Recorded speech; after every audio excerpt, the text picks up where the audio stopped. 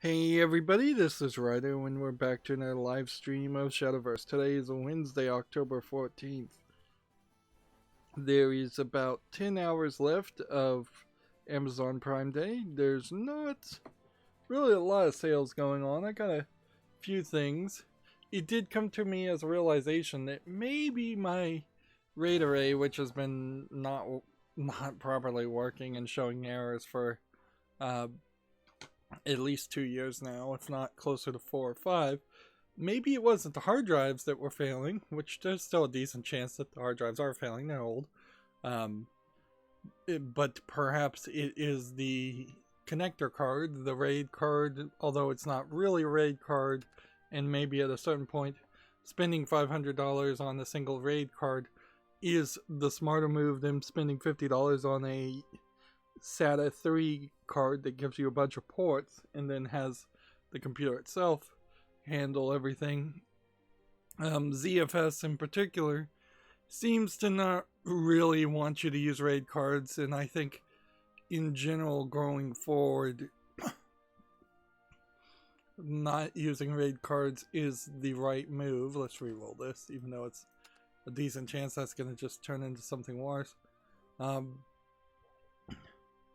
But yeah, it could be that. So in the Amazon Prime Day shopping, I ordered a PCI Express to like 8 connector SATA cards to potentially replace one of the 3 cards in my current server and see if they are the problem. If they are good, it also lets me test out the new one.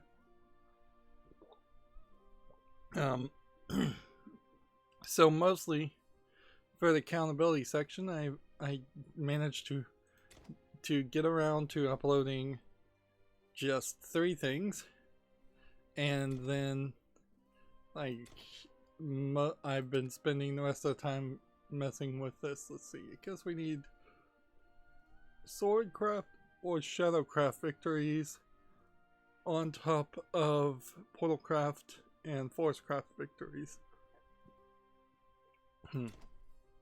So yeah, I had my minimal CentOS Linux build, and then I copied it over to my server from my new NAS build, which is my old computer. So I copied the exact same basic Linux install over, and with Linux that's a lot easier to do and actually viable to do, and all compared to Windows, where it's pretty much impossible to just copy over or pull out a hard drive and move it to a new hardware, because Windows has just so much different drivers. Now inherently that might mean that your Windows build might run a little bit better compared to compared to Linux, because Linux is just using very generic drivers that don't have as much optimization or as many features. You probably will in Linux, if you were using it day to day and a power user, notice that there are some features that are missing, at least on the Windows the graphical user interface. There might be some long-winded command line way to gain back those features, but it'll just never be as easy. So it is certainly a trade-off at that level. Let's go into rotation here and see if we can make a change to like Portalcraft. That shouldn't be too hard to do.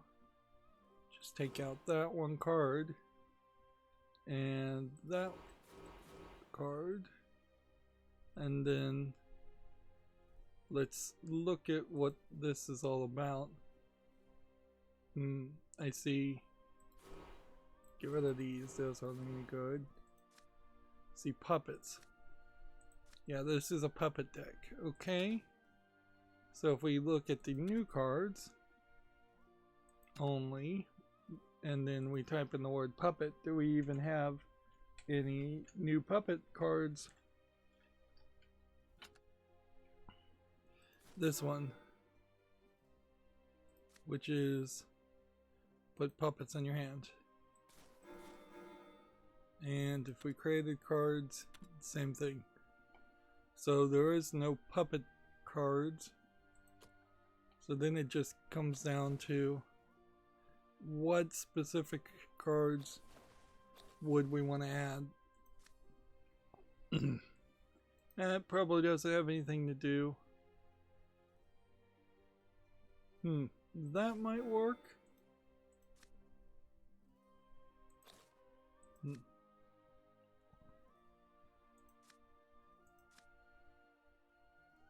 Let's see, a Rush character, Scion of Desire.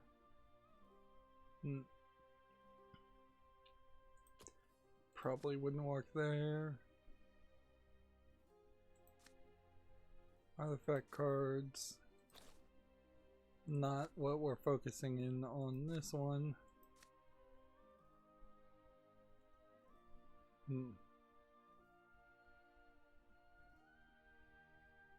This scavenge probably wouldn't work greatly. You'd have to basically play it at the end of the game.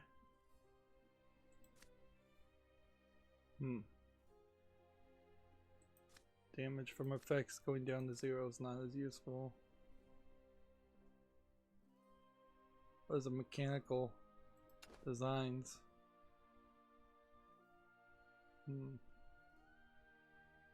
It draws one card, so you can just always draw one more card. Interesting idea.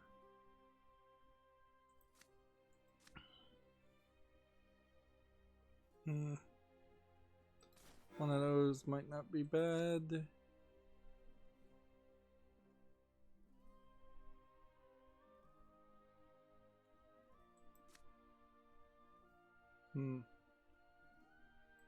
One of those might not be bad. So that's just gonna leave me with like this. Alright, so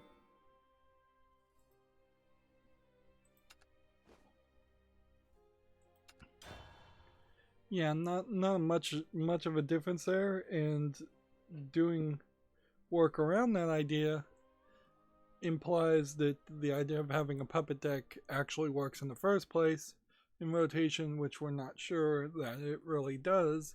It could be that the real meta winners are decks that really don't stick to any specific theme. Inherently, I think this is the growing problem with all collectible card games, is that there are kind of these pre-thought out theme decks in the minds of the creators of the game, and then there are basically way better decks always by just combining the best cards of multiple custom theme decks, and it's pretty much impossible, seemingly at least, to maintain any of that.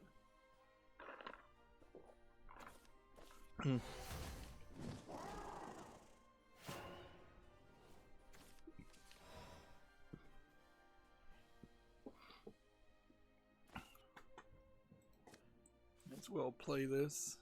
Well, we'll die anyways. Might as well just not play anything, actually. So yeah, I've been going through Amazon Prime, although not very much, frankly.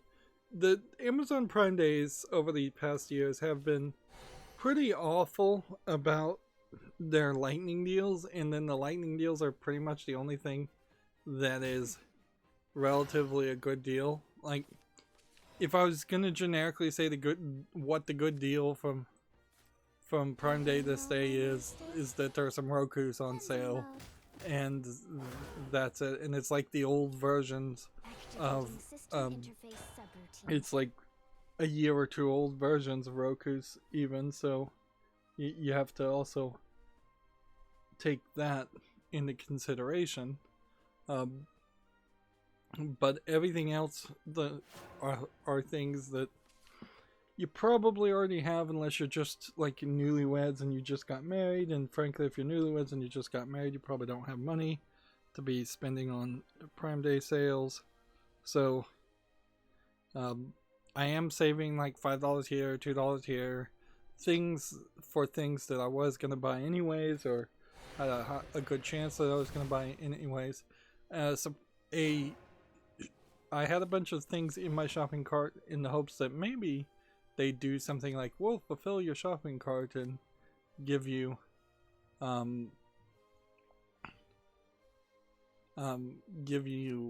everything you have waiting to purchase, but they didn't, of course, do any of that.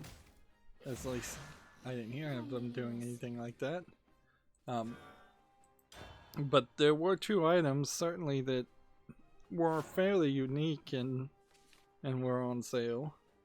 I was shocked by that, but the TV I want to get, the bookshelves I want to get, I've seen no furniture on sale at all, and that's not surprising. I imagine furniture is just so expensive to ship and so infrequently purchased that there's no good deal to be had there. Garage sales are the place where you would get furniture if you just want it cheap, and if you want it to actually match and look good, then you pretty much just have to pay full price. One.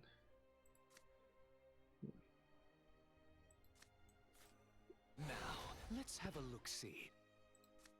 Let's see.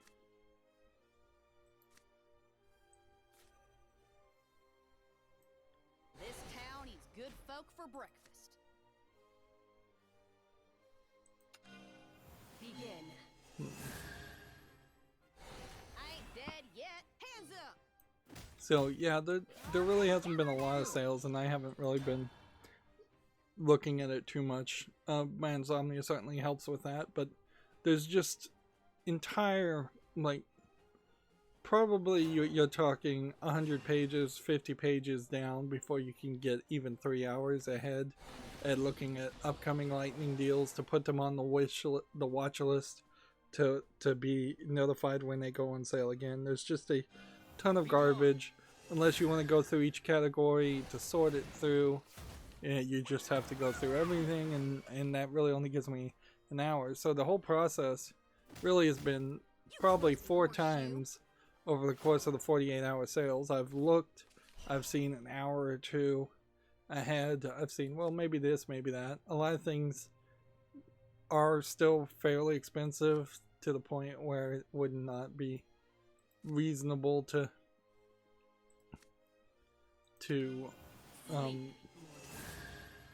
purchase it even at a discount price.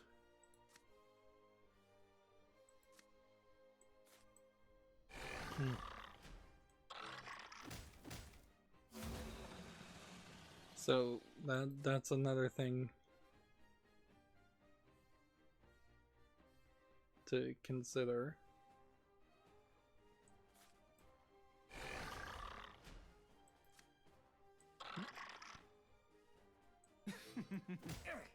So you played this, and then this will remove the effect on that, which will keep that on the field. And then end the turn. So yeah, really haven't gotten a lot. I tried to use, while working on my server, a USB hub that I had sitting around. Turned out it was probably broken, and so I got a new USB hub, and that's about the only just frivolous thing at all I've gotten. Everything else is very, very much not a whim, and I'm still waiting to get a couple of big ticket items, a TV and bookshelves, and that's pretty much it. So yep. More and more Amazon Prime Day is just becoming an excuse for a vacation in a world where I don't really need excuses for vacations, and I should take as much breaks as I want. The other thing I did sitting around is ZFS RAID arrays, if you can call them that, have this process called resilvering, which is basically fixing all the data so that it is done properly. It's making sure all the data is sorted right. It was best described as like if you had a book and you took out all the pages and then threw them up in the air. Resilvering would be taking all the pages and putting them back in order and putting them back in the book. It tends to be a fairly long process. It was telling me 5 days it was going to take. Eventually it started speeding up and it said it was going to take like 1 day, but that's a lot of time. That's a lot of time for hard drives that would be constantly spinning, certainly. And the resilvering process has happened over and over and over again, attempting to get it right and failing. And there's a decent chance that it still will fail. And even if it succeeds, there's a level of that not mattering. What is dead to rights?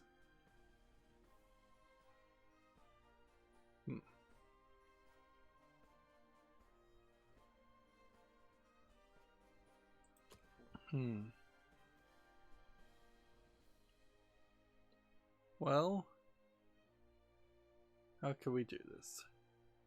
If we played this, it'll do 4 damage to everything and save me 1 turn. Or if we play this, it'll give me ward and dead to rights, which I can't play.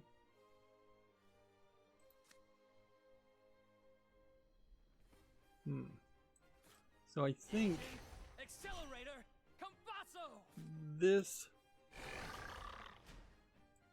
and this, and then in the turn.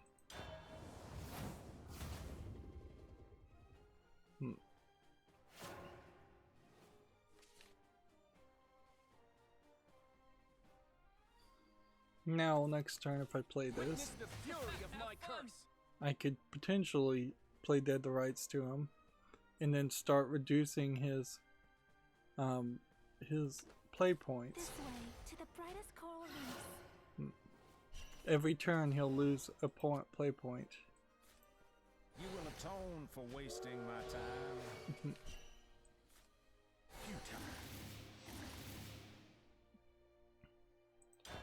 So now, every turn he's going to start losing play points. So 10 turns down, he may not be able to play the Eternal Whale.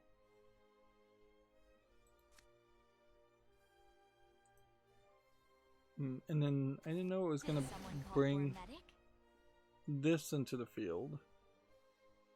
Interesting. Yeah, so I spent a lot of yesterday trying to just get a... see, well, I guess I don't have anything that can maneuver.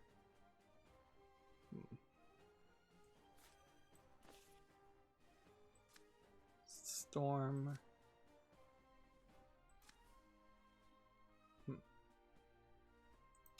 Hey, up for a game of frisbee? Well, What's your price? that activated the maneuver ability. Didn't realize it was going to do that.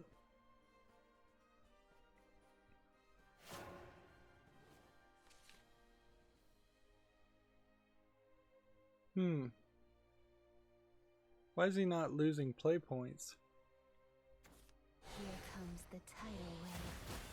I guess it may not matter as much. But yeah, the resolving process is long, so I've been trying to make a script to turn it into like a loading bar that wouldn't be too impactful. Frankly, it's still fairly impactful in the sense that running the command to get the data even once every 100 seconds is a little too much. Um,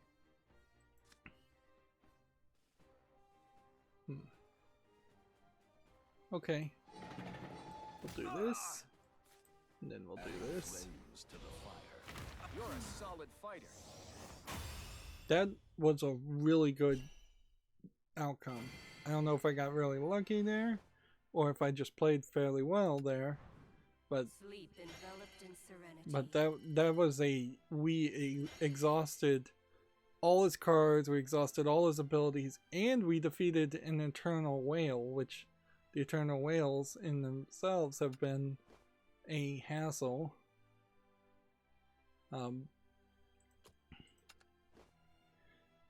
So yeah. And so mostly I did get that loading thing, the loading bar script to work. But oddly it seems to have problems with the percentage sign. So like the percentage sign seems to be reinterpreted in the commands I'm giving it into some Unicode code or something, and I cannot just find a way to escape it. So it is slightly corrupting the information that I would like to present again. You, serenity.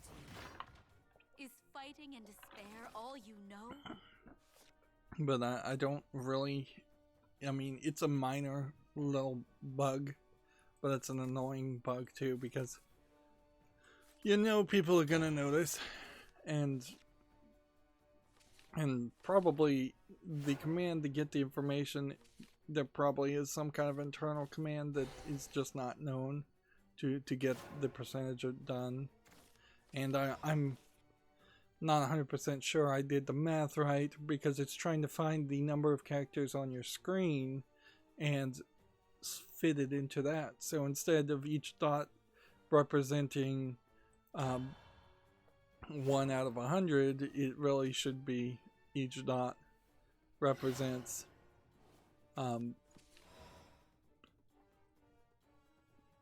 each dot represents 1 out of well, 1 out of how many of our characters are, which I don't know if that really is the best system either, because it's unintuitive. Come to think of it, there probably is a better system that I could do, where, because the percentage gives you like 1.01%, and it could be so incredibly slow that would make sense. So perhaps it would make more sense for me to make a loading bar that is 1 line long that equals the tins position, a loading bar that is then then 1 long that represents the 0.1 position, and then a loading bar that is 1 long representing the hundredths position. Yeah, that might work better, and that would be more intuitive. So I think I'll give that a go if I have some free time, which kind of at the moment I have all the free time in the world.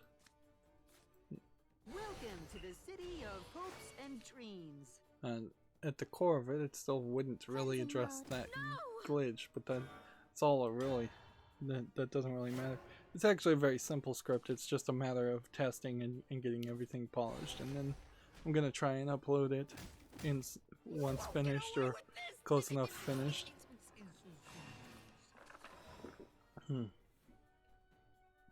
Certainly would make them the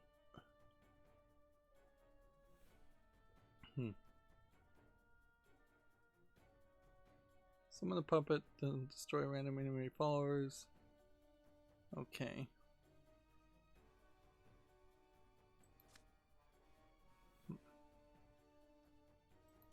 Let's see what this does. Put that in the field. Welcome to the city of hopes and dreams. And then do that. Begin. Welcome to the city of nightmares and despair. That. And then in the turn.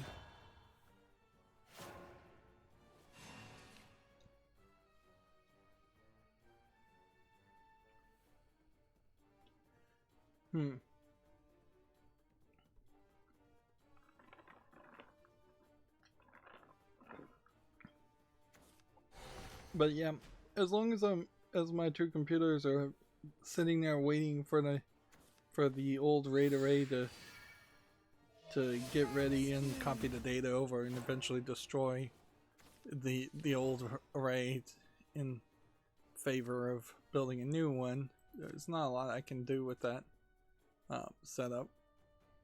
There is a ton of stuff to do after that point. Let's go ahead and just play this. The best of all possible worlds.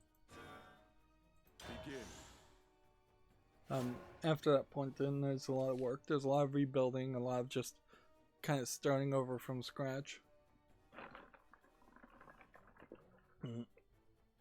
I was able to get at least the server part of the iSCSI setup working.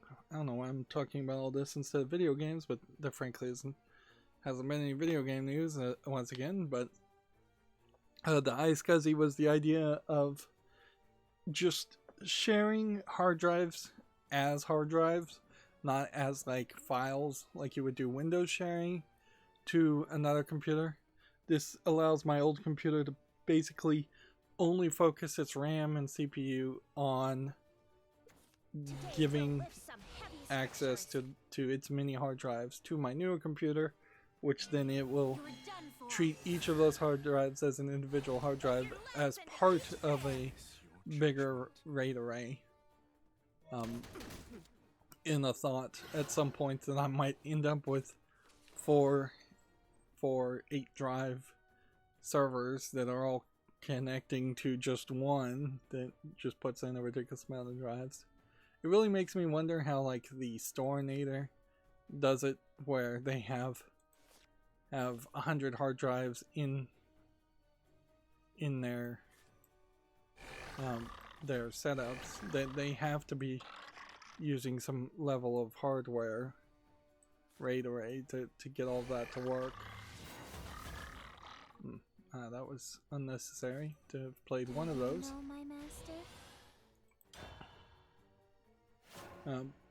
Because at a certain point I feel like the CPU and the RAM and all will just become issues.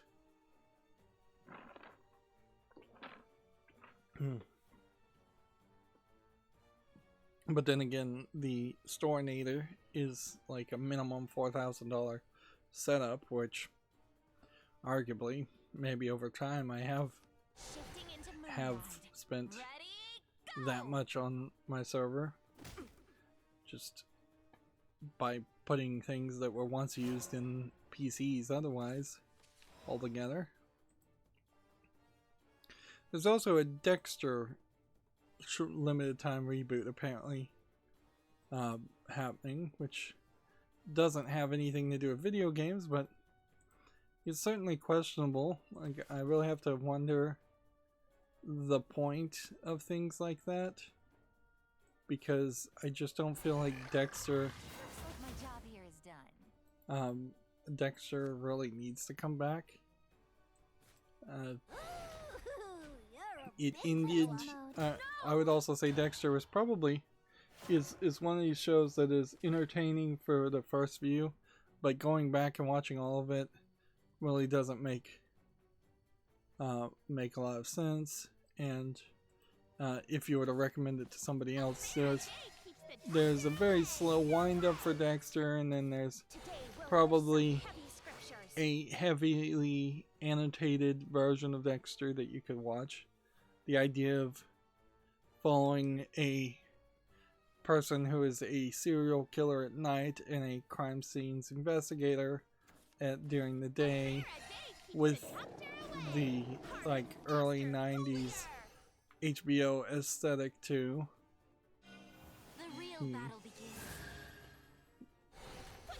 It is it's a little much, frankly. I don't know how a new audience would enjoy Dexter. Or could enjoy Dexter. 3 puppets in your hand. There, 1 damage. Rush. Do you know my master? And then we could evolve it.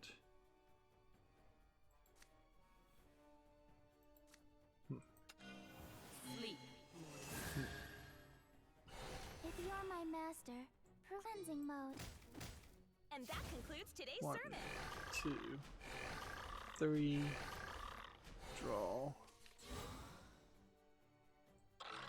1, 2, 3.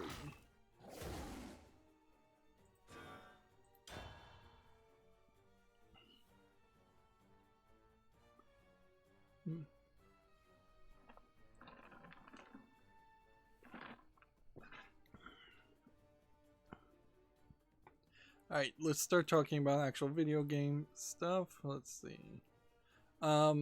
The guy in charge of YouTube gaming, who's kind of just been on paternity leave more than anything, and then the pandemic happened, so I don't know if he's really been working at all. Frankly, anybody that works at YouTube, the question could be asked, are they ever really working? But he tweeted out, Among Us has totaled more than 4 billion YouTube videos in September, which, yeah, that shows that Among Us is really, really big and popular. It also sadly makes a horrible statement. Like, it really makes a terrible statement as far as just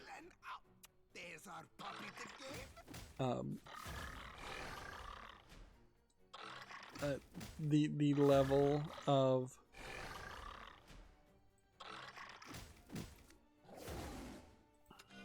Accept harmony.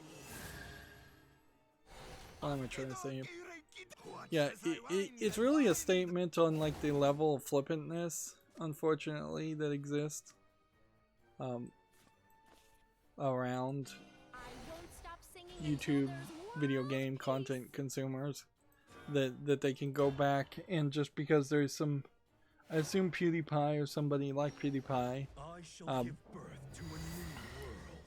I assume somebody like that has been heavily streaming Among Us, and that has allowed all the other fad chasers to do the exact same thing, and now we have the outcome of that. Why is it the string is so pricey? Yeah, I pretty much lost here. What I would need is something that would save the day, restore my health. I can put that on the field, You're a big fella. and I can put that on the field, You're a and I can do this to kill that, The world cycles on. and I can do this, and I can kill that, and see if maybe that would be an invocation, but I don't think so. Yeah, and there's inherently, as a content creator, a problem with the fact that a lot of the viewers of gaming content are young kids or just flippant viewers, one or both, and because it really means for medium and small content creators there's just no consistent audience, and that leads to some kind of major problems there where you just aren't going to ever really be secure in the content you're making. I will fully admit that I have been looking at the videos that have come out for my Halloween month, and this might be an off year, frankly, but it's probably very consistent to last year, where nothing I'm putting out is really getting any comments or views, except for one spammer who's putting out comments and likes on Twitter, but he's putting the exact same comments, so you kind of know that he's a spammer. And just a bot from my 11th hour footage. But the Evil Within footage that's airing right now, nobody's seems to be watching, and that's a relatively new game, the Evil Within 2. So you have to take that for what it is. That, yeah, as a small-time YouTuber, people aren't really watching my content, not in any big numbers. On the other hand, there is this disconnect that apparently I still somehow do get like 30,000 views, I think it is, a month. Maybe it's only 3,000, but that seems like a really big number across 8,000 videos.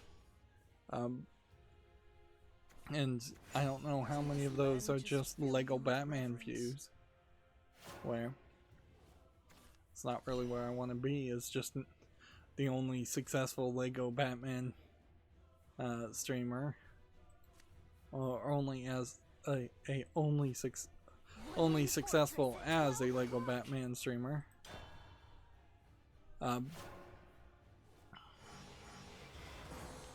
We have a Gamma Sutra article here. Blizzard workers in France called to strike over the closure of the Versailles? Is it Versailles? Yeah, I think that's how you spell that. I'll pronounce that. But Versailles office. We'll just pronounce it like an American. Versailles office, just in case. Let's see.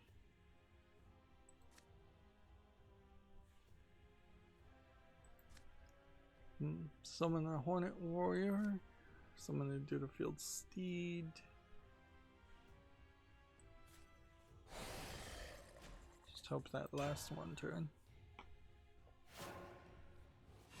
Which, yeah, at the core of it, yeah, there's a lot of unions in Europe and France, and them calling a strike over the closure of an office sounds like exactly the right thing for a union to do, although it is also probably too little too late, because one assumes that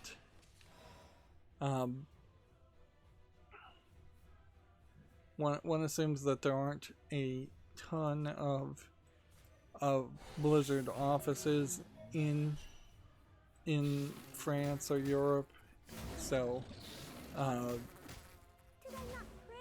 unless there was several other larger offices that were striking over the closure of a smaller office, Activision Blizzard isn't going to care. At its core, Activision Blizzard isn't going to care anyways.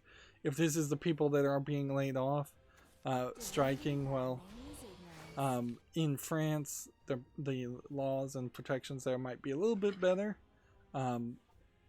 But I imagine Activision Blizzard still has done all the legal research they need to do to eventually lay off all these people, and maybe they'll have to pay them a little bit more severance than they would in the United States, where almost no severance is required in most states. But I doubt that a strike like this is going to keep an office in business. Amulets in play. Can we do anything to bring in amulets in play? This. The forest abandoned me. And then this. Hey, let's play. And then this. I am let's play.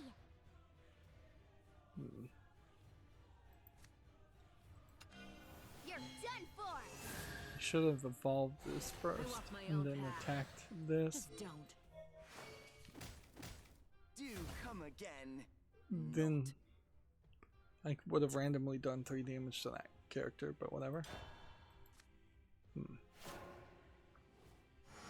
But yeah, Activision Blizzard seemingly in a pretty big downturn. They've lost, I think, the vast majority of their good staff, and now they are just turning into the next EA. And just like EA, I imagine they'll manage to hold on to properties long enough to make enough money to stay around. Unfortunately, if the equation is that that corporations are people, which is what they always claim, then the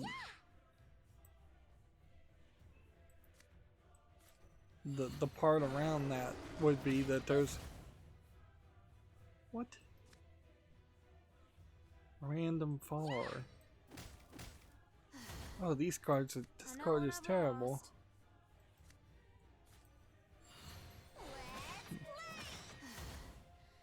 I know when I've lost.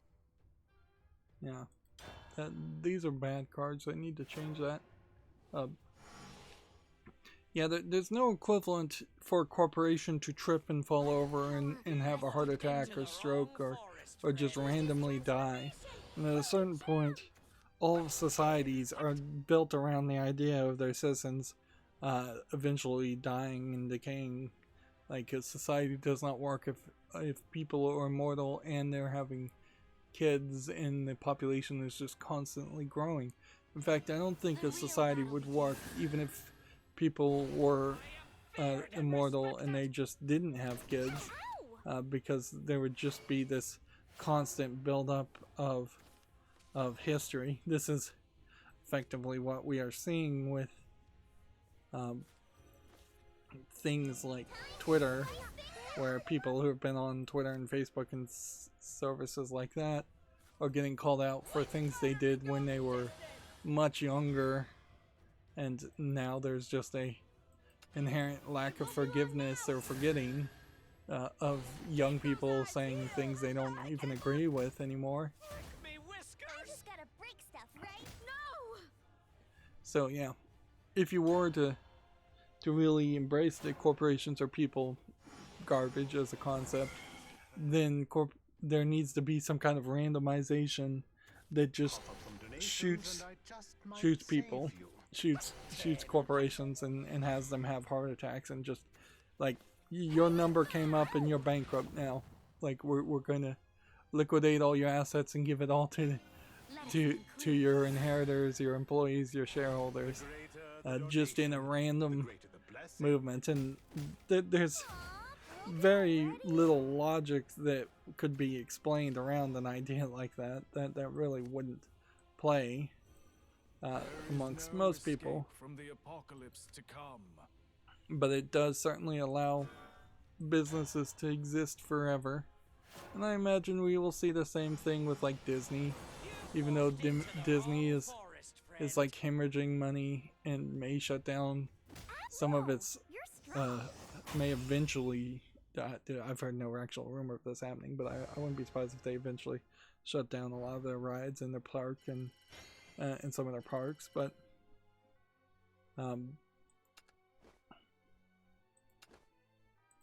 there is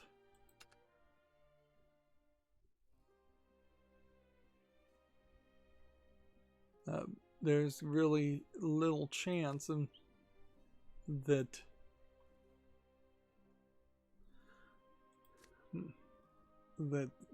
at the end of the day we will get rid of those three.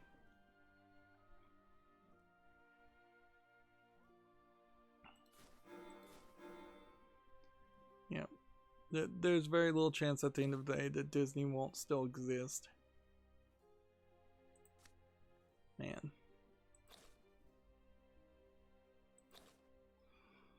It is so hard to do three things at once these days. I used to be good at this.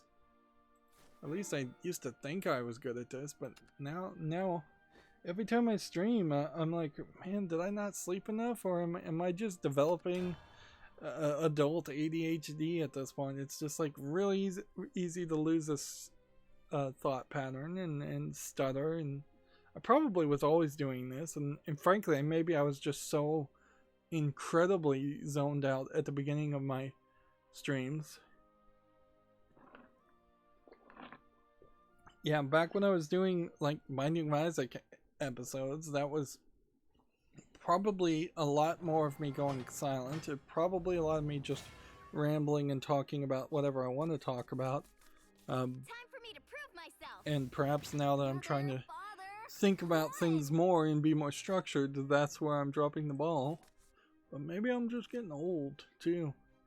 Old and tired. That can be the explanation for a lot of things, frankly. For anyone.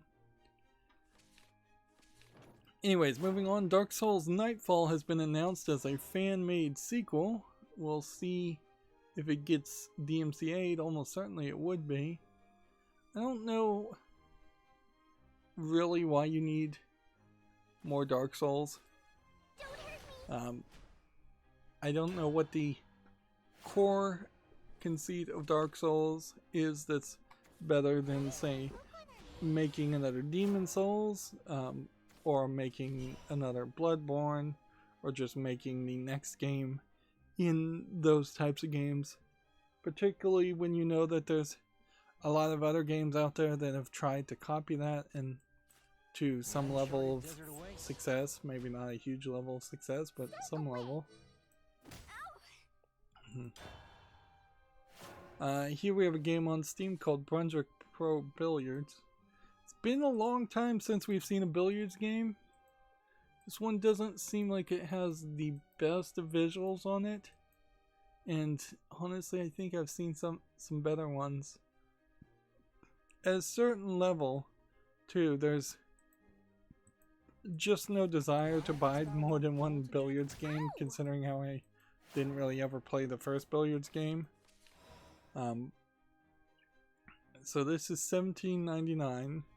Then it has in-app purchases, and online PvP, and that's a huge red flag. I couldn't recommend going down that route.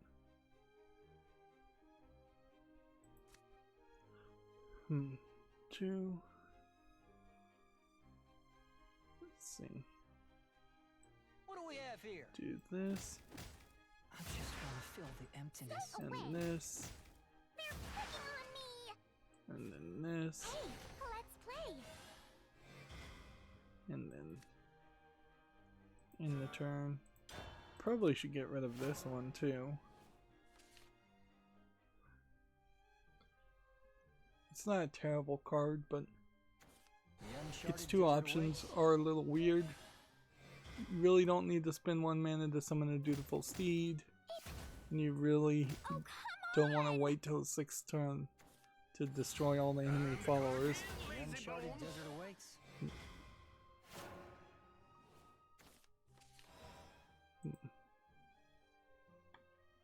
Okay. Put a fairy in your hand. Can we evolve next turn? Just gonna end the turn here. Next we have a game on Steam called 9 Lives, which looks like it's a simplistic single screen Unity puzzle game. I don't know really what you're doing though. It seems like you're just trying to step on platforms to turn on fire pits to open doors. Oh, come on! It seems like that's a little too simplistic. It doesn't really feel like the puzzle's getting more complicated from the screenshots. It's coming soon, it's not even out yet.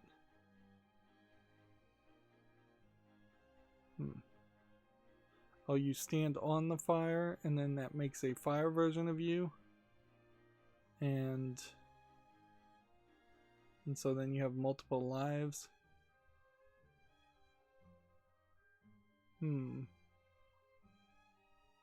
So it's like a recursive idea. Still not sure I like that. 2 Hornet Warriors. A ward.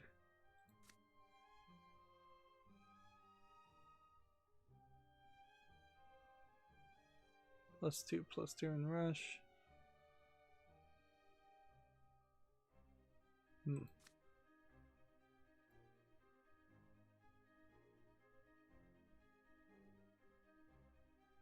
Let's do this. It might be dry, but it's home.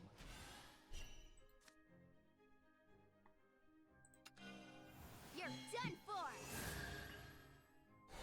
I'll look after this town for as long. Home, sweet home. I just want to That. feel the emptiness. For the town's Get it. prosperity. Interesting. Well, that worked. I didn't know that was gonna work, but that worked.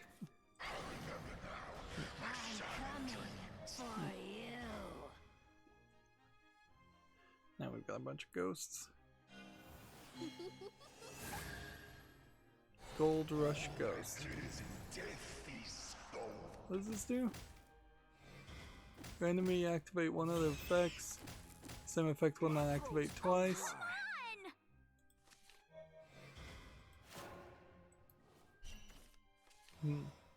Summon a lurching corpse, summon an arcane personal carrier, draw a card, gain 1 shadow, deal 2 damage to the enemy leader, and restore 2 damage to you.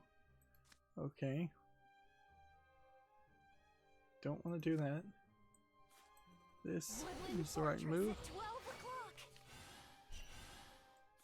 Hey, let's play. And that. Let's play. And then the turn. Next we have a game on Steam called the Deja Vu Collection, which might be a hidden object game collection of some interest, because if this is like 3 or 4 games, wow, they've really done this in a weird way as far as the title. So if they can't even get the title right, that's questionable. $6.99, English and Russian. Yeah, for as long as it's called the Deja Vu Collector's Edition. That means something different, I suppose. I'll put it on the fall list, but also hidden object games, almost certainly not My dreams are what kept me not alive. something that are gonna make it to the wish list. Interesting, this character is playing a heavy, like, mining, ghost miners.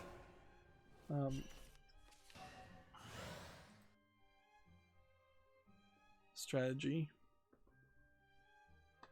Okay.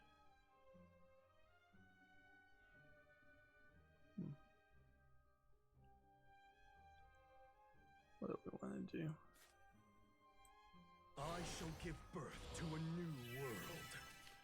Best of luck to you. Okay.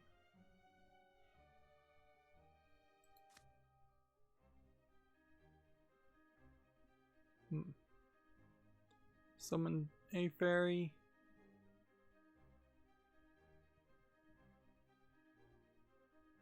Clash.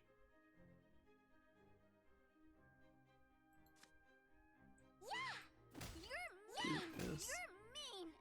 Thus the world begins.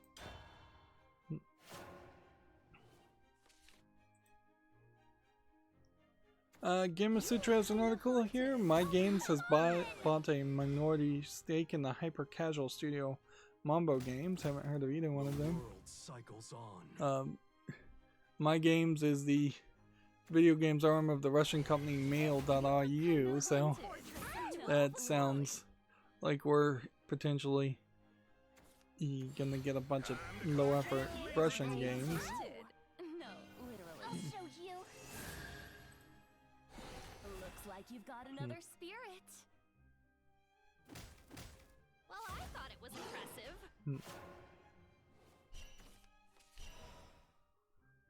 Okay.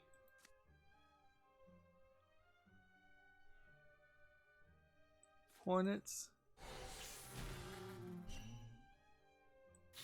Hit that. Can I haunt you And too? hit that. Go ahead and evolve It won't be this. long now. I'm so sparkly. And play that. We're wearing down the cards. Open Critic has an article here. Ooblets 0.4 Nowhere content update.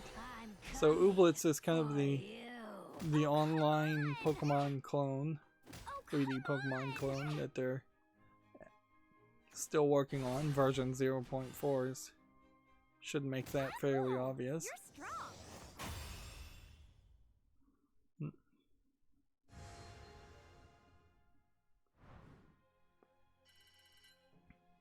Before we read this next article, I suppose it is worth mentioning that I saw them talking about PlayStation backward compatibility, and while they said that they're basically, their statement boiled down to 90% of PS4 games and maybe PS2 and PS1, but not PS3 games, should be backwards compatible, but they're not certain. And they're telling you to make sure the game installs and plays the way you like before you buy any new content online for those games. And they're saying that there might be minor glitches, and it will be up to their level of quality. So it's a lot of cover your butt speech. I bring unto you serenity. Whereas even if it was the exact same amount of effort that Microsoft has done to have backwards compatibility, Microsoft has done a much better job of coming out and boldly proclaiming that they will be 100% backward compatible. The games that they certify, they're willing to put their name behind it and speak with confidence, where PlayStation is not speaking with confidence and seems to not really care. And at the core, you have to wonder about whether Sony Interactive Entertainment, in their new California office, which one assumes that no one is actually going to at the moment, like, you have to wonder if they really do care or not, or if they're going to just drive the PlayStation brand into the ground. And I also have to wonder if the Japanese offices of Sony care anymore either. Speaking of California offices, the Giant Bombcast did happen this week, and it does seem like nobody from Giant Bomb was laid off, so far at least. I wouldn't be surprised if there's second waves. I wouldn't be surprised if there's negotiation potentially happening in the background. To die.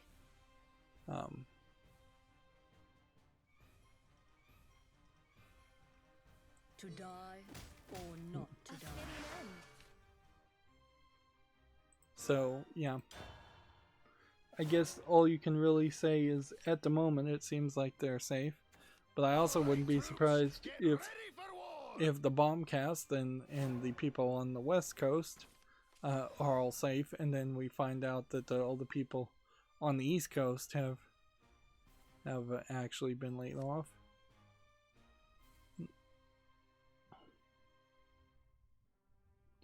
Interesting. If I put this, I can't evolve it.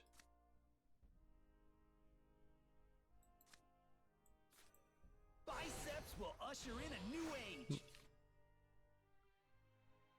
So this guy will potentially buff up my puppets, which then I can play this to keep them on the field.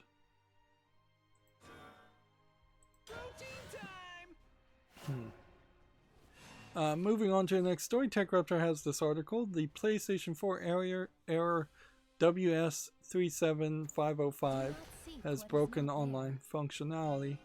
Now, what I would like to check here is what a 505 error might be, like as far as HTTP 505. So if I come over here,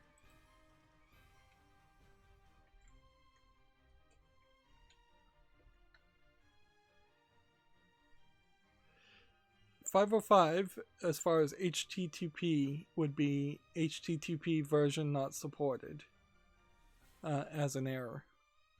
So that means that the PlayStation 4 is not programmed in its browser to have the version of HTTP that they're serving. Now, that either means it's claiming a version that doesn't exist, Do you know my master? or it's claiming it's trying to serve a very old version, because there really hasn't been that many versions. Let's see. Let's go ahead and hit this. A fitting end. 1, 2, 3, 4. This. At your service. And in the turn. See, version 1.1 came out in 97. It was obsoleted in 1999. Version 2.0 was published in 2015. Version 3 is the proposed standard. And it's enabled by default in the latest macOS using UDP instead of TCP, which is weird. But let's see, HTTP was added to Cloudflare and Go and Google Chrome in September 2019. So that there are versions between 1.1 and 2.0, though. There was a 1.2, I'm fairly certain. I'm just reading Wikipedia at this point, but yeah. So either they've set up servers that are just communicating completely wrong, or the 505 error is not an HTTP 505 error, which is also a possibility. 100% string and 0% fluff. So A spin and a twirl and out. There's our puppy. there we go. Me a critter worth their salt. In the turn. So yeah. My assumption here is that they've messed up their servers. Let's see. 505S or WS44369-6. These errors might be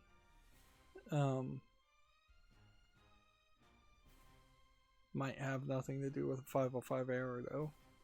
A HTTP error. I just assume that might be the case.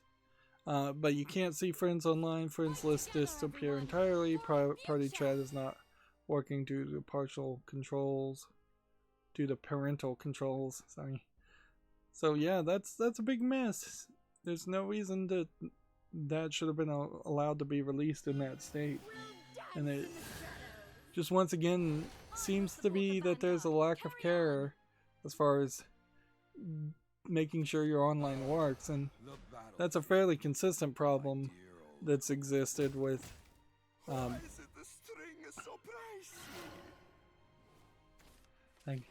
that guy is really doing a Mario Brothers Italian accent. Okay, let's do this and then do this.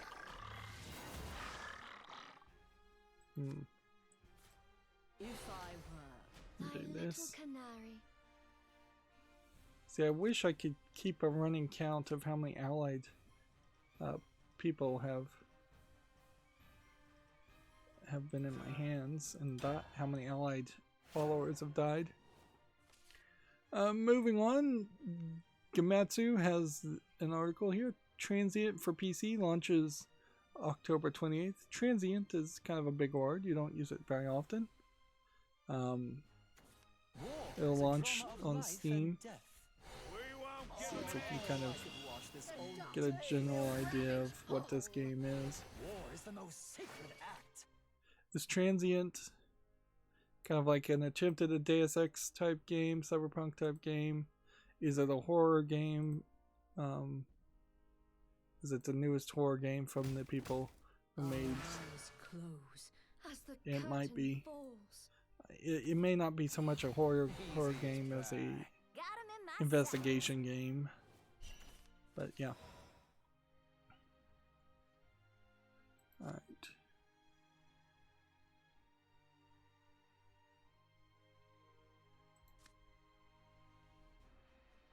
This guy.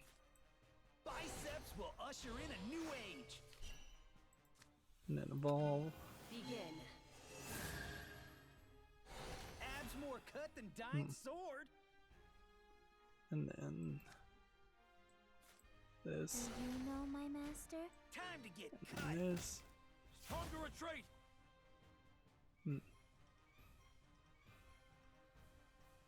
Then end the turn. Protein time.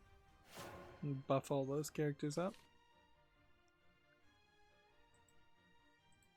In a weird way, Transient might be one of 2 or 3 games that actually come out that are even at like indie quality, although perhaps we need to introduce a concept of a AA or a AAA quality indies compared to just, oh, this is a low effort game creator that's selling and is technically independent. Until I could think or the world comes to an agreement on some kind of standard like that, I think it's probably easiest to say, yeah, there's probably only been 2, maybe 3 B-tier, even B-tier quality games that have come out or are going to come out in October. I imagine we're getting 2 or 3 at least B-tier quality games that are going to come out. Let's see. Storm. Up for a game of frisbee? Kill that. It was an act of love. Do we want to kill this? Or do we want to evolve?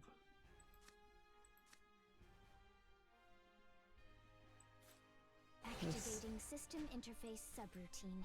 This. And this.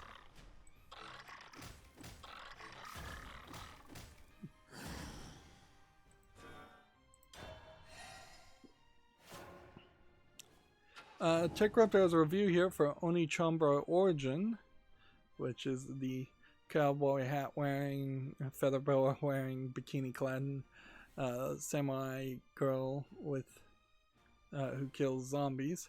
Although there's also a secondary character in the very, by modern standards, very kind of plain and basic schoolgirl type outfit, sailor outfit.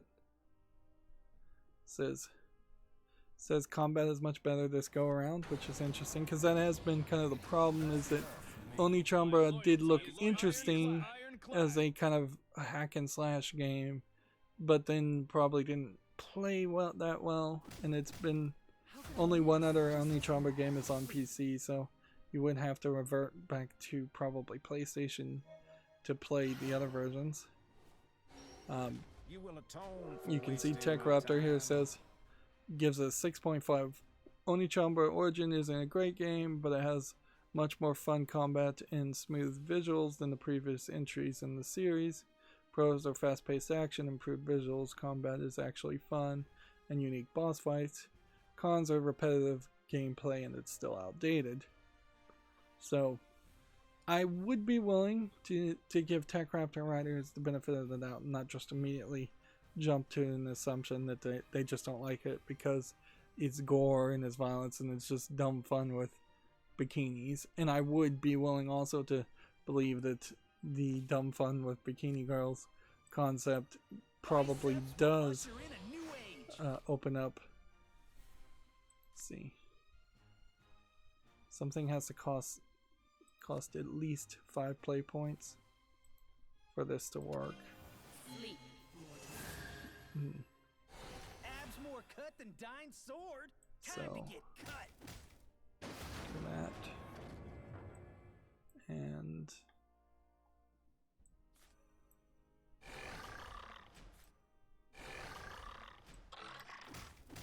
one, two, 3. Love me a critter worth their salt. My armor's been pierced. Protein time. Darn it. Didn't move fast enough. I shall give birth to a new world.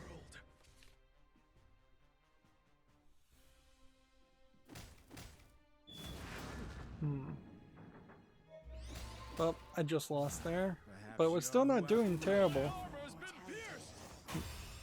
Still not doing terrible. Okay. But I don't know if I'm over focusing on actually playing the game instead of covering the news. Let's try and refocus there. Let's try a little swordcraft. Next we have a game called Axiom Alternate, which looks like a visual novel game. Doesn't look very interesting visually. It's 59 cents. It's English only. It has 19 achievements. It's probably an achievement game.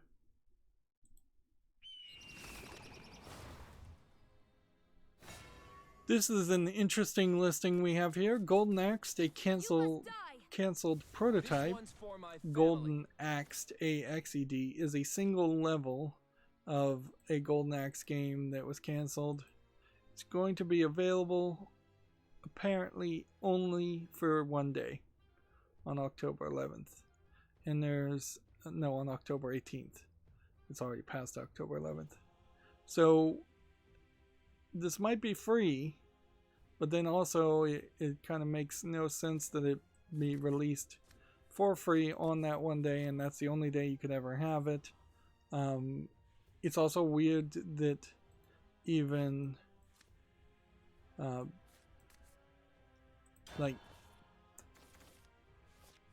even for Sega to spend $100 to list a demo like that seems weird. It does seem like it is just kind of a weird advertisement. There is something, I don't know about in Japanese copyright law, but there is something to American law about somebody ripping off your copyright of an unpublished thing versus a published thing, the amount of damages you might get. So I wouldn't be surprised if there might be some legal reason why you would publish something, but that doesn't inherently mean that you have to sell it on Steam. You could easily just publish it on your own website for free, or for like $1 or something. And it probably isn't worth going through a lawsuit to just try and get a few thousand more dollars on something, on potentially a copyright infringement case. What I imagine is happening is there's this Go Sega anniversary event, and they're just going to try and use it as advertisement. We have another game here called Streets of Kamurocho, which looks like a beat-em-up game. The resplendent phoenix graces you with her There presence. apparently seems to be a new one, so I'm going to put it on the fall list. But You wouldn't. I'm not sure if I really want to play any of the beat-em-up games.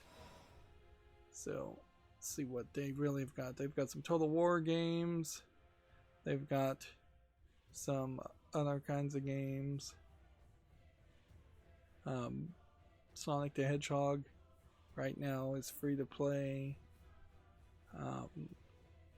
2 Points Hospital seems to be free to play. Let's see. I know Nights into Dreams also was free to play. Bayonetta is selling for $5. That's not bad. Catherine Classic for $10 is not incredibly bad as far as a price. This is labeled as it's going to be free to play. Might be a mislabel.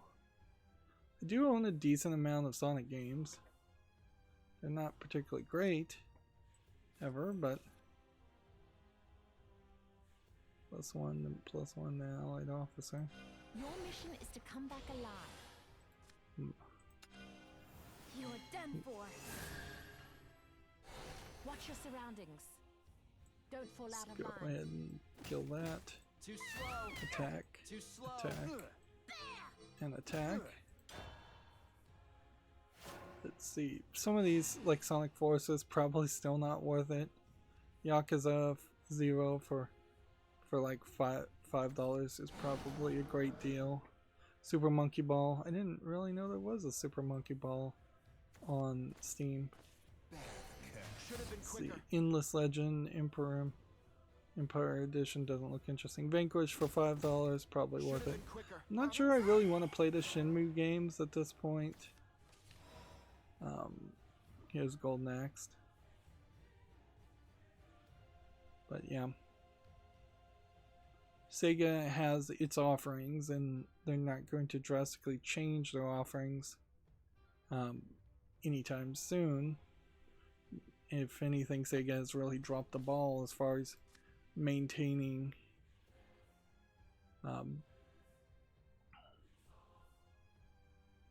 so give me Ward.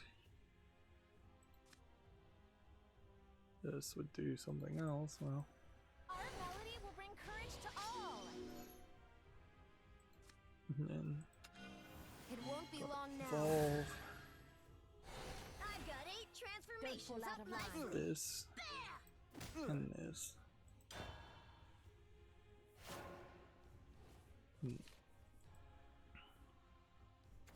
I shall give birth So to a yeah, new like world. 2 Points Hospital here Retreat. is it's just free items for 2 Points Hospital. So you would have to actually add, like you can add that to your account.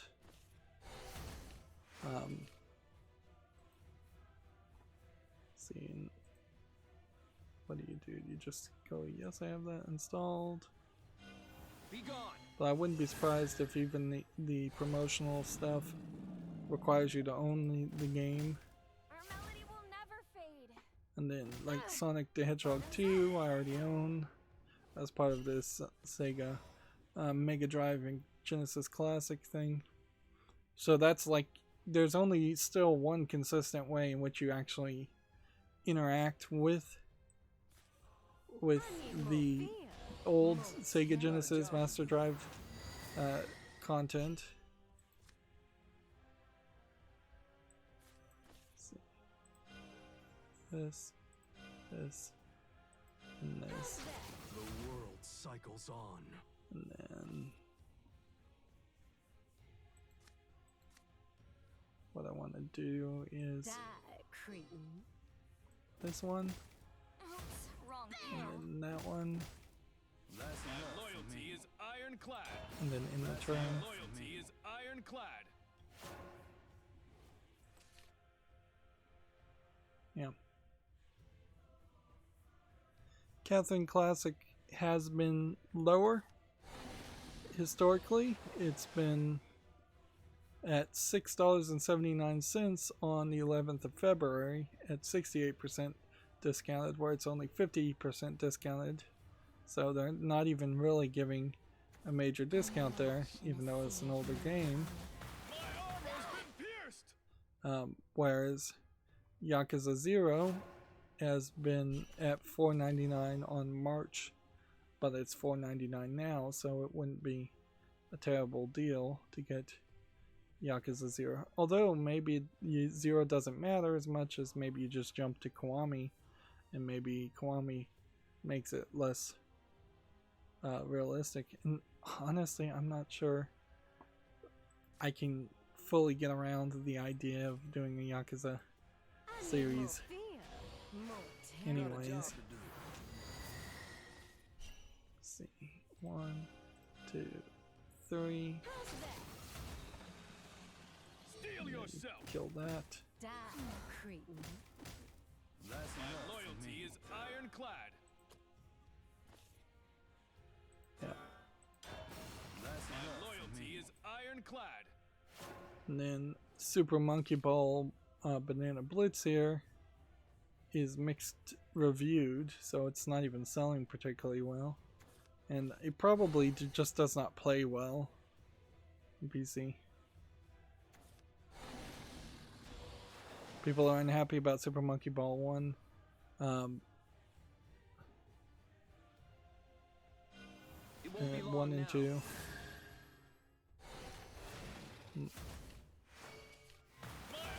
Yeah, the first two games seem to be their main complaint. Yeah, so people who are fans of the series want Super Monkey Ball 1 and 2. They don't want Banana Blitz HD. Whatever Banana Blitz HD actually is. Seems to not really matter to people. Too slow. Steal yourself. Too slow. That is just one of those examples of setting expectations and maybe not making a sequel to a game that's beloved if you can't live up to it. Gamatsu has the same article here. Golden Axe, the single level prototype of a cancelled Golden Axe reboot, is coming to PC on October 18th for a limited time. And then it will only be available until October 19th, 10 a.m. Pacific time. So, yeah. That seems like that's a kind of ridiculous limitation, and it seems like it is just ridiculousness. But then here we have Streets of Kamurocho, a mashup of Streets of Rage and Yakuza, is coming to PC on October 17th for 11 limited time. It too is going away on October 19th. Interesting. I was not aware of that one. Okay.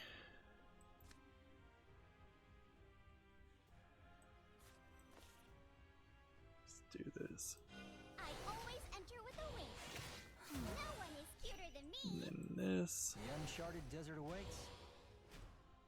And then this. It all ends here. I'm ready for more. What do we have And here? then this. No one is cuter than me. And then in the turn. So yeah, that puts you in kind of a weird position if either one of those games are actually for sale, but I think they're going to be free. Next we have a game on Steam called Palindrome Syndrome Escape Room, which looks like a 3D escape room. Palindromes are words that are the same forward as backwards, and I don't see any evidence that there actually are any of those in this game.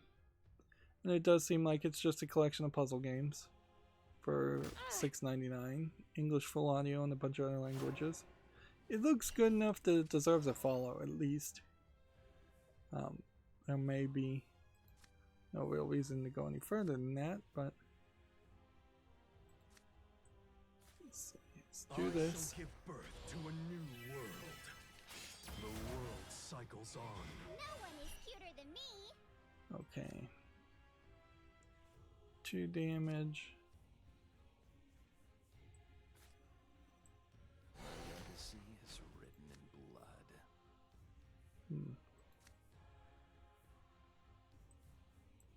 Thus the world begins.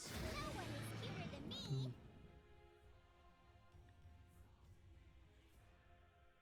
Lovely. Stop! Time to spice things up. Get it down to 9. There we go. Let's see. Tencent owned Shark Mob opens a AAA studio in London.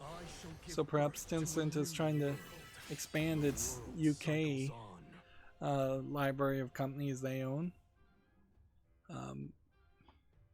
Probably not a lot to focus on that until something more impactful is to be said, but it is of course always concerning to see Chinese run Tencent managing to grow its stranglehold on everybody, on the video game world. 1 damage, 2, restore, rush, 1-1. Have faith. Okay, rush, and then 1-1.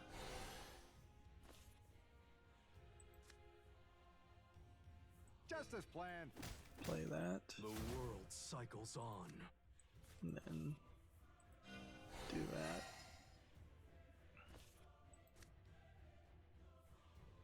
And then end the turn.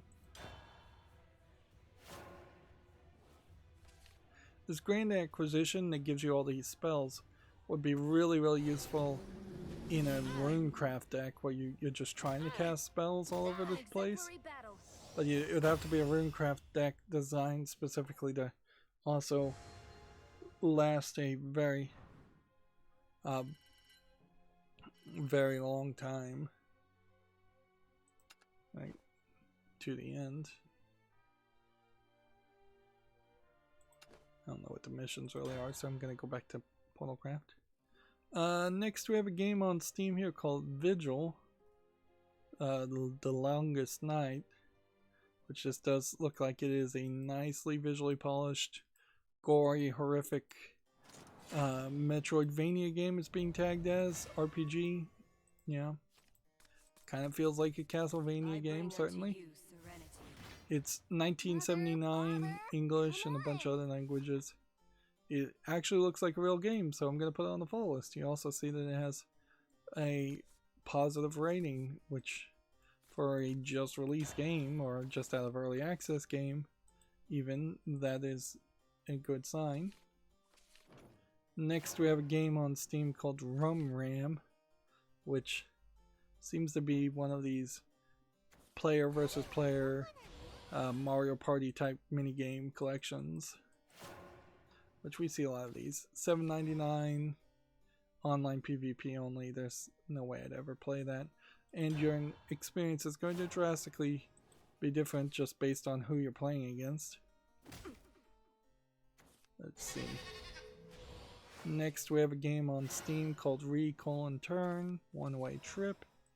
Looks like it's a visual novel, but it's being tagged as a horror puzzle game, and it does seem like there might actually be a little bit more of a experience here than just a visual novel. It says it's a 2D side-scrolling puzzle game.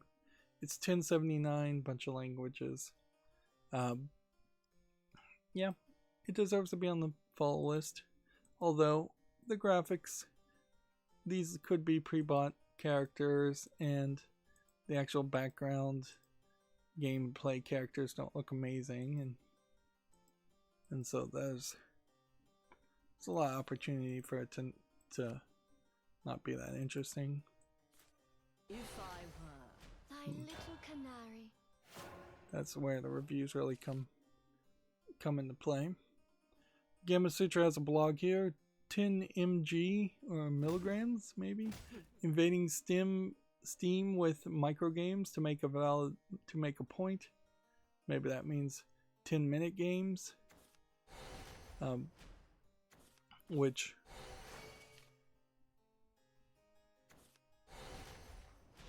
the goal is not to make money or immediately convince people that short experimental games are worthwhile.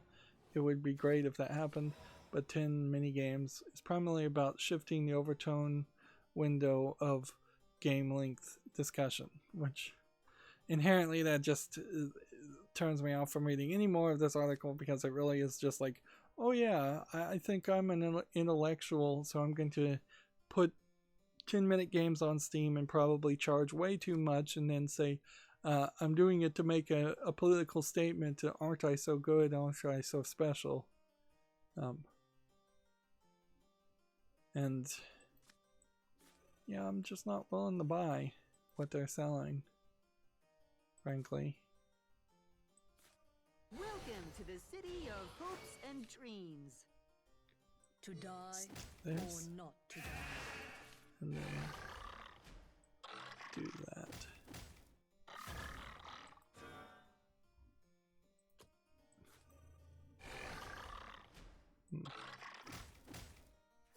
Yeah. Inherently, without reading any more of this blog, because it's a blog and I don't really care to read people's blogs anyways, because their opinions are their own, and like most opinions, they stink.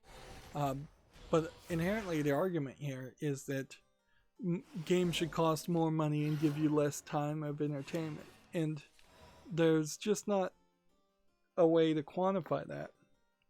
And frankly, I don't think there's a way for people to consistently even experience that. It's just not reality. People have a consistent amount of time in their life, and if you're going to actively try and charge more money for less time, then you are reducing the value, and there's no way of getting around that. There's no way of arguing against it. There's no way of making an argument for that until you get past a point of a get to like a post-scarcity society where people don't really have money and they have just time, or possibly somehow give people infinite amounts of time also, which is pretty much impossible to do. Welcome to the city of hopes and dreams. Solve. Welcome to the city of nightmares 1, and despair. 2, 3. And then all of these would leave. So instead we play this. And then attack. No, don't leave me! Don't leave me! Moving on, we have a game on Steam called X-Dasher, which seems to be a top-down twin-stick shooter game. And doesn't look particularly that interesting, so I'm not going to put it on the fall list.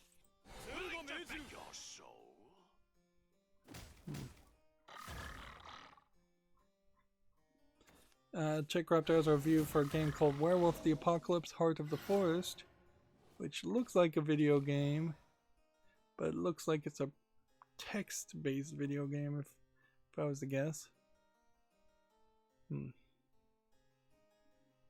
Which they gave an 8.0, but I honestly don't think I would want to play a text-based game that just looks like this. It seems like you have a few meters, but that just is not visually interesting enough to me. Let's see. Rush. My master? And then this. How do we want to play this? Cleansing mode. That. Master. And that. Oh, that's the No. good pain.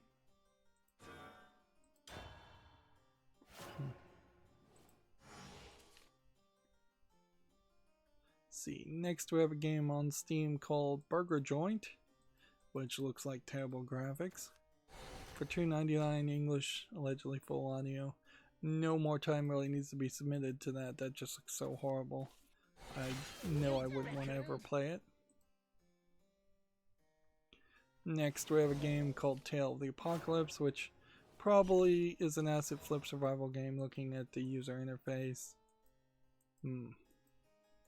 And like all asset flip survival games, they are just getting better and better looking. Early access $22.49. English, allegedly full audio. We have hit a point that Well, there are 1,000 ways to die. Accept harmony.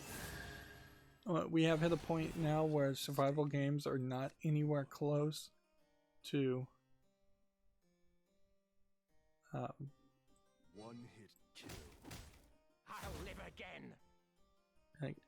the survival games aren't anywhere close to what is even popular anymore. So the idea of there being another Minecraft or I don't even know if there was anything past Minecraft coming out and being successful, is kind of crazy. I think Raft might succeed, but that's pretty much it. I know that there was one that seemed like it might succeed here and there, but never really seemed to gain enough traction. Gamma Sutra is trying to do a different thing here with a GDC Masterclass.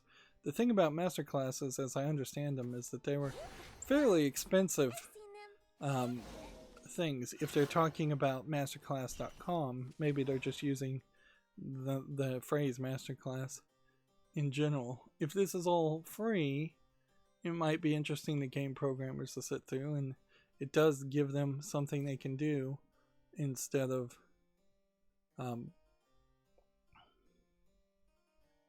it does give them certainly something to do while they're unable to do anything else, but that's about all I would say. You will atone for wasting my time. Right, do this.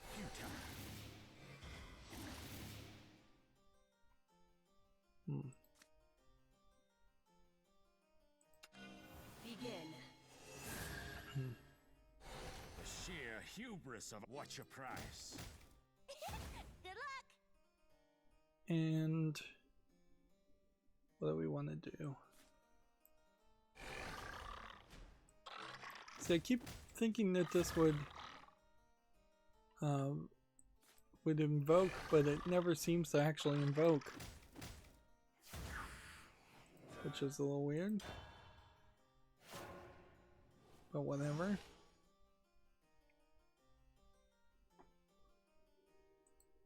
It does seem like once you play this is probably a game-ending card, and I definitely haven't had too many game-ending cards in my decks.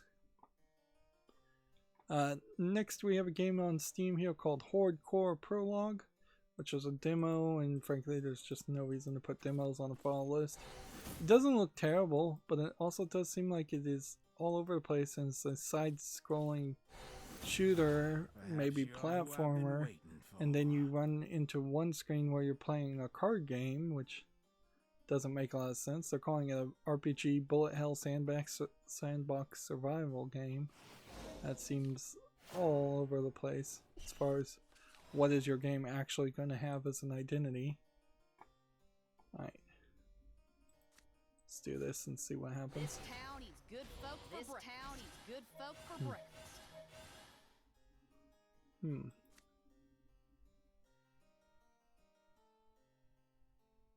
Why did that not activate?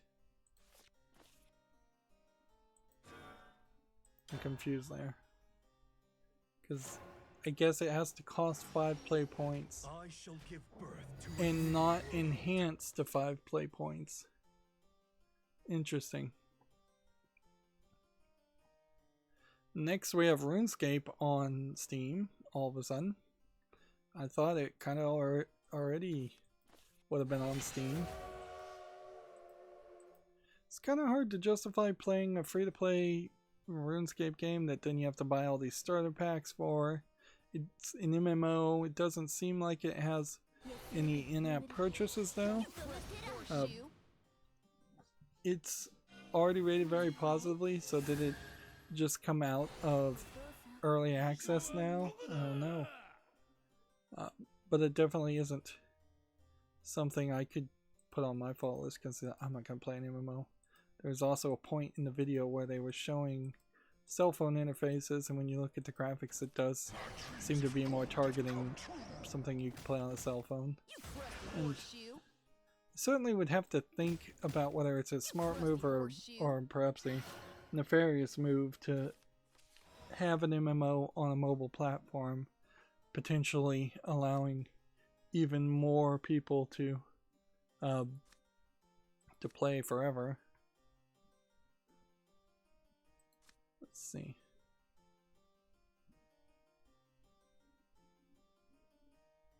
Seven play points. that would do everything except for kill that. You could do 5 here. And when I played this, that would do 5 play points to that.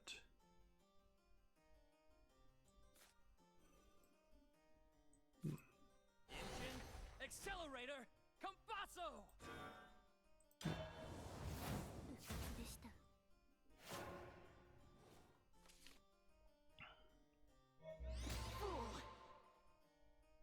The world cycles on.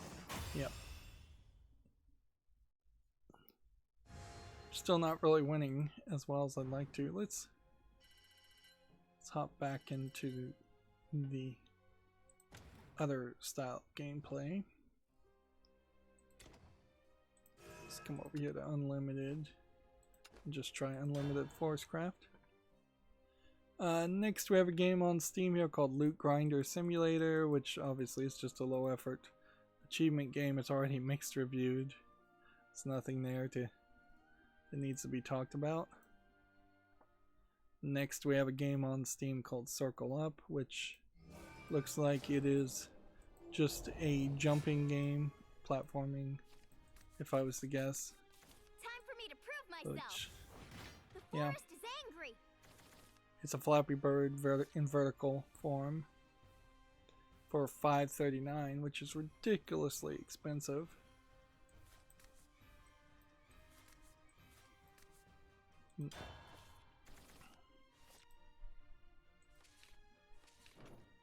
Next we have a game on Steam here called Bunker Defense, which almost certainly is a tower defense game.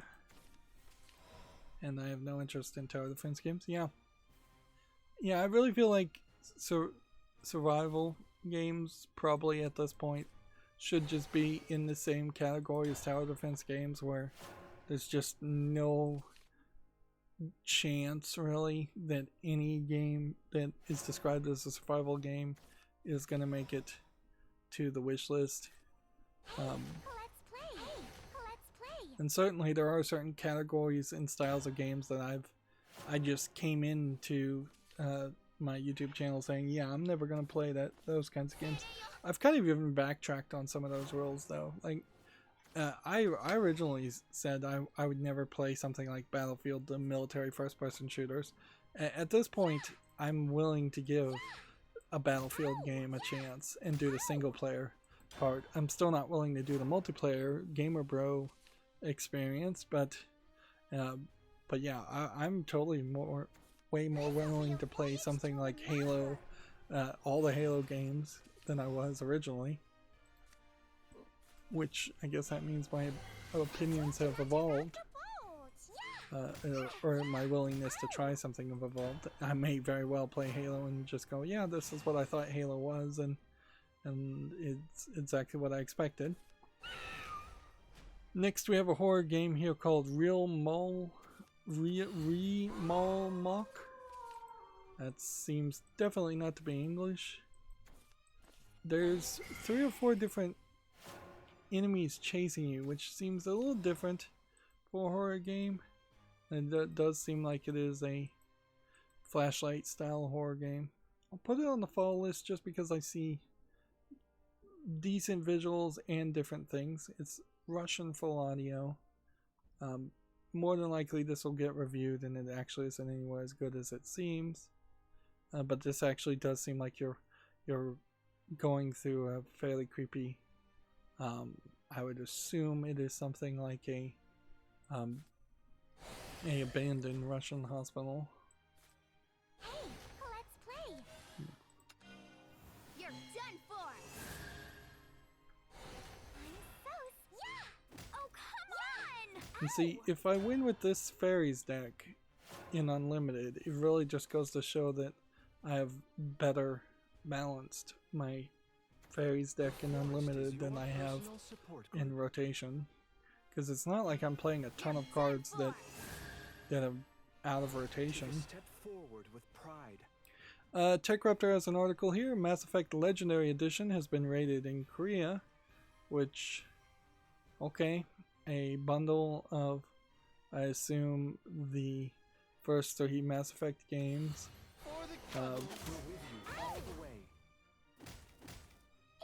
But maybe they're going to even remake Mass Effect 1 to be closer to Mass Effect 3 in the way it played, which actually wouldn't be a bad idea.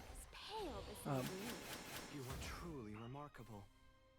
Because the Mass Effect series did have that as a problem, if I recall correctly, where Mass Effect 1 was fairly different in the way it controlled, where the button layout was, at least, compared to Mass Effect 2. And Mass Effect 2 was much more liked. Here's that game Accident. We had seen this before, and I thought I put it on the follow list, but apparently I didn't. But it is now looking a little bit more like a game where you're going through different things, trying to save people in accidents, which is an interesting idea, certainly.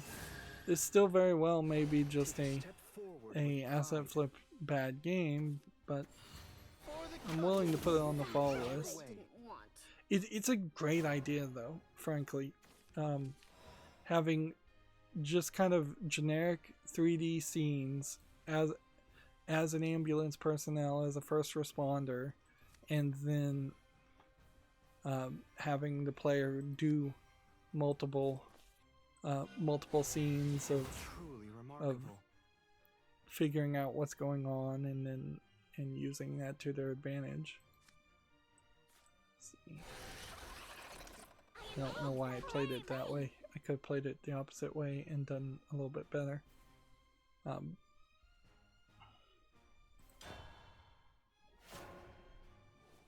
But yep. I don't know how many levels and scenes you could do, though, without having to spend a lot of time programming and animating things. At a certain point, if you're going to play as a first responder, ambulance type person, you probably need to put a driving mechanic in it just to stretch the game out, and have a racing mechanic where you have to actually race to the crash scene, and that determines how much time you have left, with a level of replayability there where you could go back and do the race a second time if you're too slow.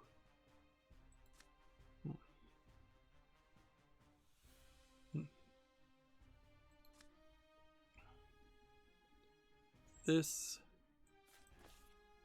to this, Not one for pranks. and then this. I could have actually done that first, then I would have had 3 of them instead. It won't be long now.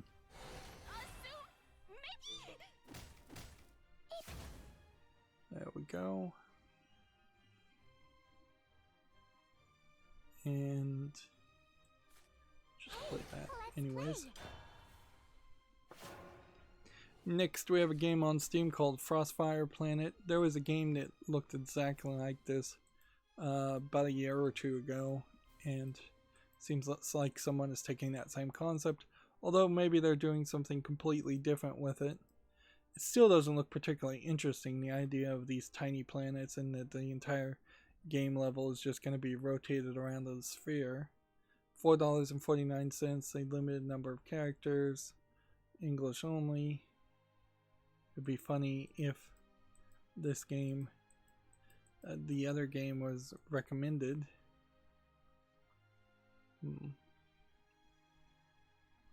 Yeah, nobody's mentioning the other game, but the other game looked a lot more visually polished. At a certain level, if a game stole the visuals of a different game and kind of copied that, but then made a completely different style of gameplay, that's way less objectionable than having a game that looks completely different but plays exactly the same.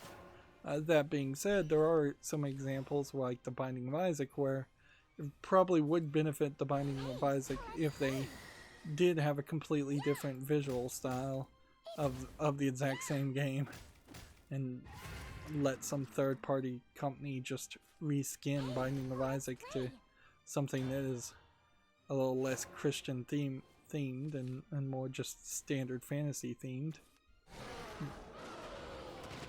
And I bet there probably is some kind of mod out there that would do something like that.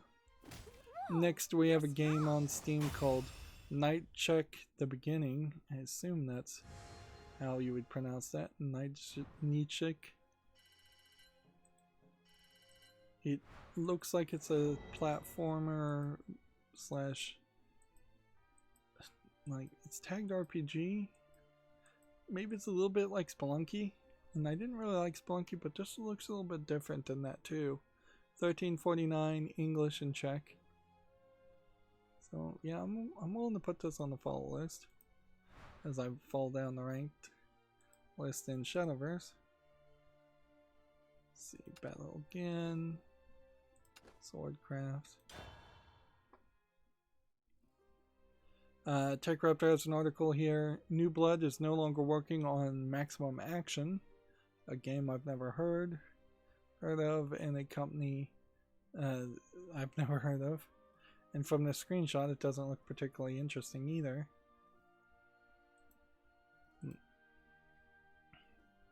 Gamatsu has Sniper Elite 4 for Switch launching November 17th. Which, okay, I don't know if the Sniper Elite series really is going to sell amazingly well on the Switch, but pretty much everything seems to.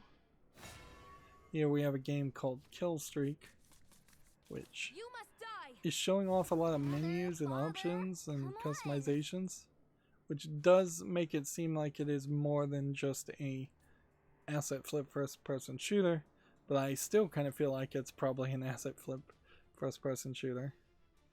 Let's see, it's online player versus player though, so there might be something here. If we look at the publisher though, they haven't published anything else. So you'd definitely be taking your chances on a game like that. Particularly since it would need to find a way to have a huge player base, and I don't know how you're going to have a huge player base on such a generic game. Gamatsu has an article. Chris Tales has been delayed to early 2021. It's no longer coming out November 17th. I don't recognize this game though, so see if we can, like, they make these trailers so quickly and then they just don't have the game. Seems like there's some kind of time mechanic and some kind of like choose your outcome with some RPG elements. Interesting.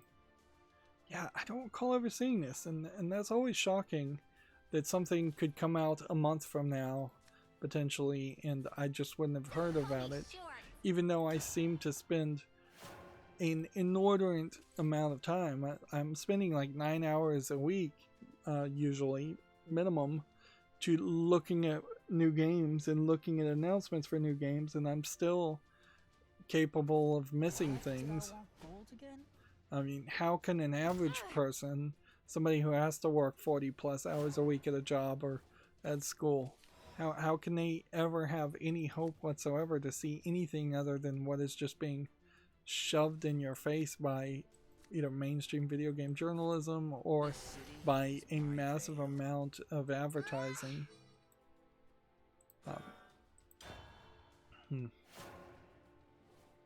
And yeah, that issue might be slightly fixed as we get less and less games coming out, but it still doesn't seem like it's being completely fixed.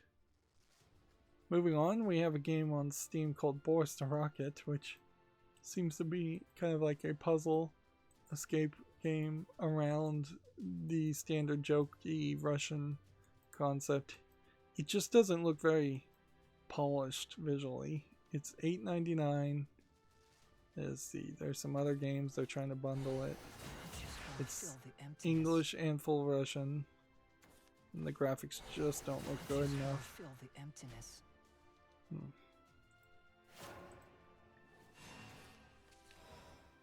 Let's see. Now quiet. Now fury. Let's speed things up. It's not Too enough yet. slow. Behind you. You're There's mean. Ow. this. Gematsu has Trials of Mana version 1.10 update now available. Adds the no future and expert difficulty settings. Like, I do think I might end up just playing Trials of Mana and kind of ignoring the, I think, 2 predecessors to Trials of Mana. You might just get away with that. Let's see. This guy is super powerful.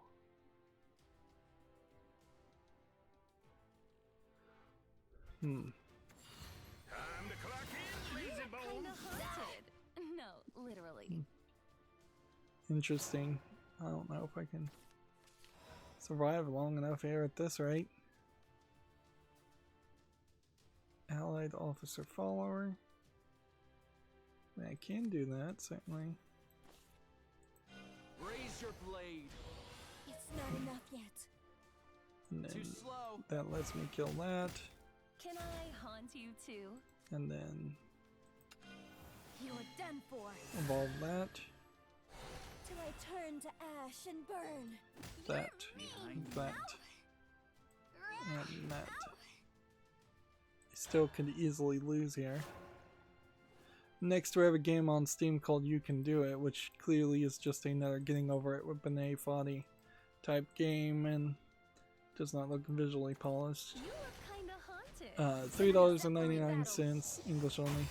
If anything, Getting Over It was a parody of these low effort games that was done so well and polished so well that it superseded its own superseded the fact that it was a parody. Whereas I would argue all the other games really are not high enough quality to justify being on the fall list or being played. Next we have a game called The Heroic Legend of Igarenia. Interesting.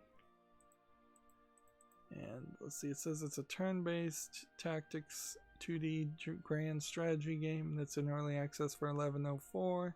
It's Chinese full audio and English subtitle support. Let's see.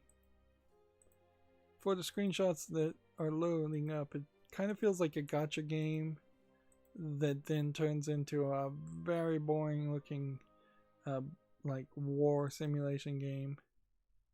Yeah, it does kind of feel like each of these characters might be gacha characters. Are there in-app purchases? No. But it just doesn't look polished enough to really look like something I'd want to play. From what I'm hearing, the Chinese gacha game, what is that, Genshin Impact, I believe, which is becoming somewhat popular from what I hear, or it seems to be very popular. It seems like they only have like five tier top tier characters, and once you've unlocked those top 2 characters, there is at the moment really no reason to continue rolling in what they call making wishes, just purchasing things, because all you're going to get are either copies of those same characters, or which might give them a boost to their XP, but nothing else, or you're going to just get a bunch of equipment, which I think kind of ruins the idea of what a gacha game is. I don't want to roll in the same roles for equipment as I do for characters. Yeah, me personally, I really have no desire in a gacha game that does not have pretty visuals behind the items you can collect, which means mostly pretty anime girls with the occasional anime boy.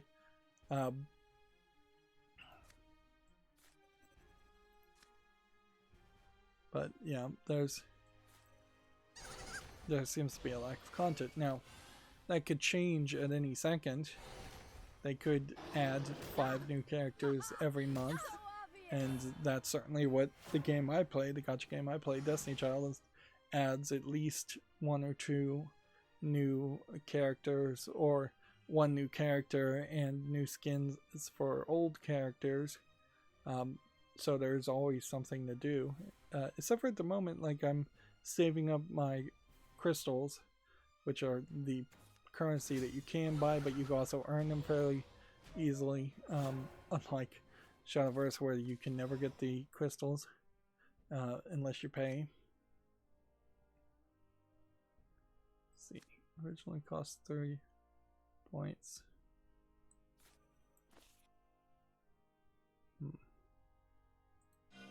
Just follow my tune, and away we go. Hope that works. Stop! Whatever he plays next is going to be just really, really overpowered.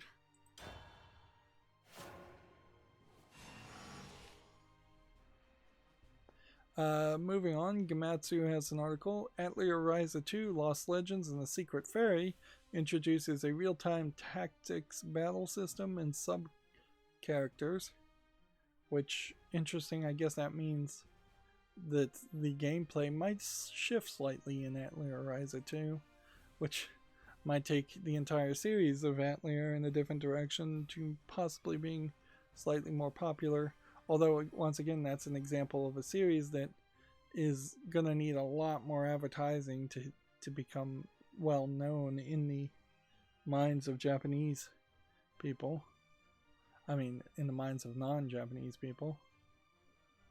Next, we have a game on Steam called Robot Rogue, which looks like a very badly designed dungeon crawler roguelike. Don't know why you would need so much of the screen devoted to a map and text.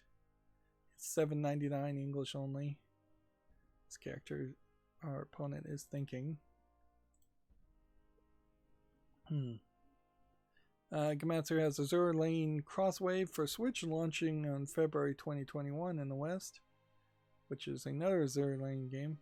The last one that came out for PC was not particularly well received because it was just the cell phone game basically being ported to the PC, and I wouldn't be surprised if that's exactly the same thing that's happening now.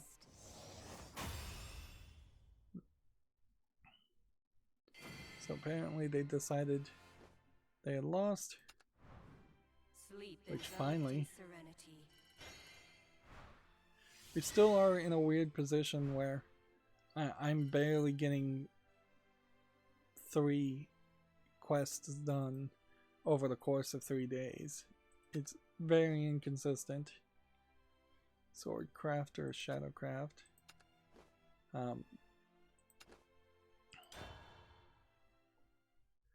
Let's see, Gamatsu has a game called Turnip Boy Commits Tax Evasion, is adding a Switch version. I'm not really sure what kind of game this is. It sounds like it's a fairly funny named title game, but You must die. I don't know Father, if come on. this really is kind of like a Zelda game, or if it's closer to just a standard adventure game. What's funny is I don't think this has been on PC, because I feel like a name like that would have caught my attention earlier.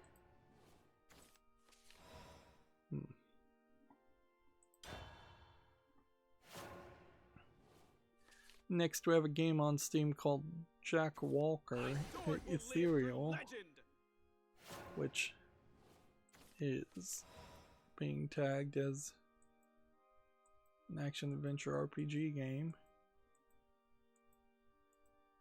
I feel like my computer is probably locking up a little bit because it's so hot right now. Yeah, this is a VR game, 1004.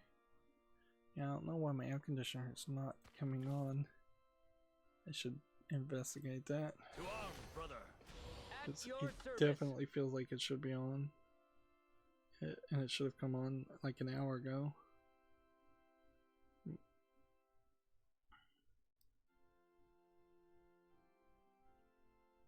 Gotta they hit the intern while I'm...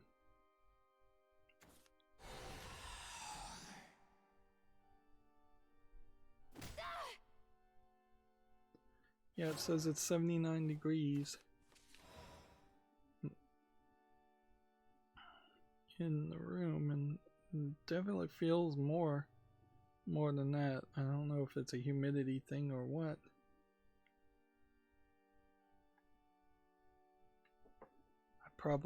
I also moved the heater. I need to move the thermostat, the remote thermostat, back to being closer to the PC, because whatever the PC thinks it is what it is as far as I'm concerned. To arms, brother. At your service. But yeah, I've noticed a couple of hitches happening. No one gets past me. This is our way out. I imagine that's heat related, and not that I'm pushing my computer too hard. Jake Walker Ethereal though. It looks like a VR game that deserves a follow. It's early access, it's 10.04, it's English only. It may very well be nothing. That is a possibility too. Next we have a game on Steam called Biomass, which if the screenshots will load, we'll look at more. $13.49, English only. Seems to be like a side-scrolling hack and slash game. It probably isn't enough here to put this on the follow list, but I'll be generous. Right. Yeah! Is that a human? You are done for. I'm done sticking my head in the cloud. I told you to Gonna do leave. this. No one gets past me. 1, This is our way out. 2, No one gets past me. 3, Out like a lamb. This is our way and out. then that.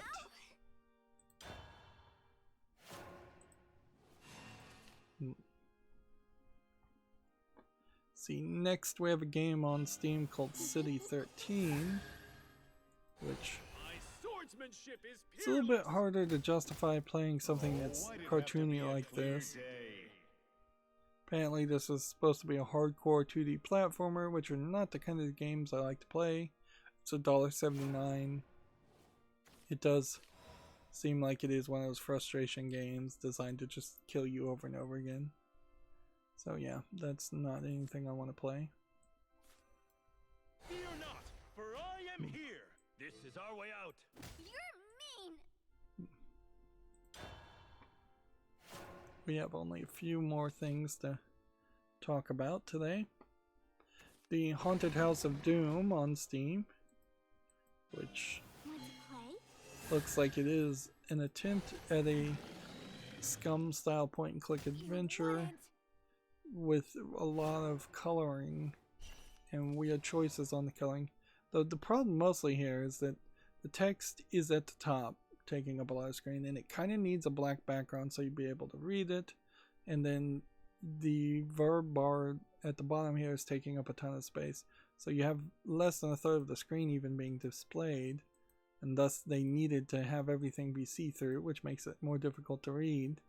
This is 424 English only. I just immediately see enough problems with it that I'm not willing to go any further.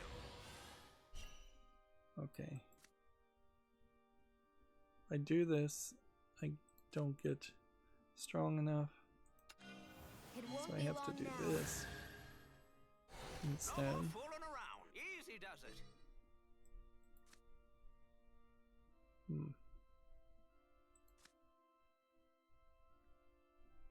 Pick up your sword. At your service.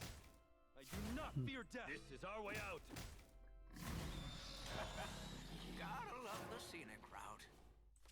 So I guess that worked somewhat I well. shall give birth to a new world.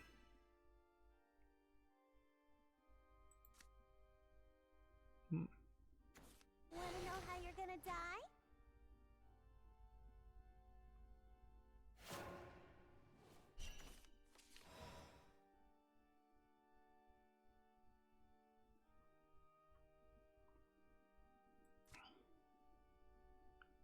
see, +1/+1, or this.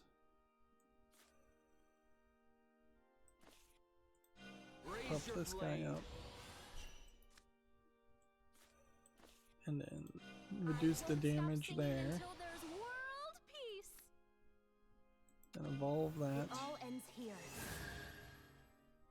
I shall overcome all by the Knight's Code. No one gets past me. Easy does it. Gotta There we love go. the scenic route. Next we have a game on Steam called Blockbusters VR, which looks like a VR Tetris type game. It doesn't look particularly interesting. It's $5.99, English only. Yep. Nothing more to say about that.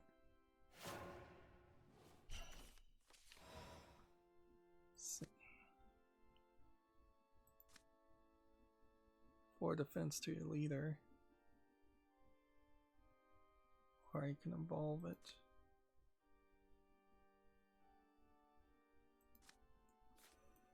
May all life prosper and be blessed. Okay. By the Knight's Kill Code. this one.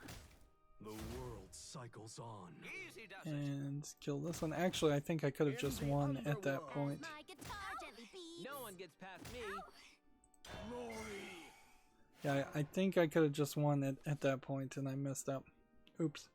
I should have paid more attention. CheckRaptor has an article here. The Legend of Zelda: The Missing Link has been DMCA'd by Nintendo. Another fan-made game biting the dust, as it were. I won't even show this fate trailer. is unjust. This, I assume, it does look like is using a lot of art assets from Ocarina of Time. But yeah. Meanwhile, we don't have anything that isn't just Breath of the Wild to compare to that, so let's see. Bush Drain.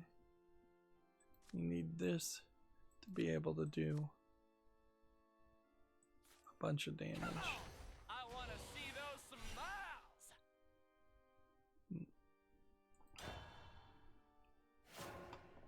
Yep. Nintendo in particular is just going to keep on DMCAing and suing people and forever until they until they become nothing other than a non-acting party and stop even bothering to create new content. And it seems like that is the way they're going to go, because they're just too slow and too small-minded to go back and do anything with the other with their older content. And when they do anything with their older content, it is always lazy money, cash grabs. And Nintendo has kind of consistently been about the lazy money, cash grabs since basically Pokemon originally came out. Like, on a rare occasion, you'll get 1 or 2 tentpole games that are actually something that they put their effort into. And this very well may be a thing that they've just raised their standards so high. But more and more it's just trying to sell compilations and sell emulated versions of old games, or just not sell anything at all and only sell hardware, and even the hardware is not particularly well designed. Moving on, Roblox has quietly submitted draft registration for a proposed public offering.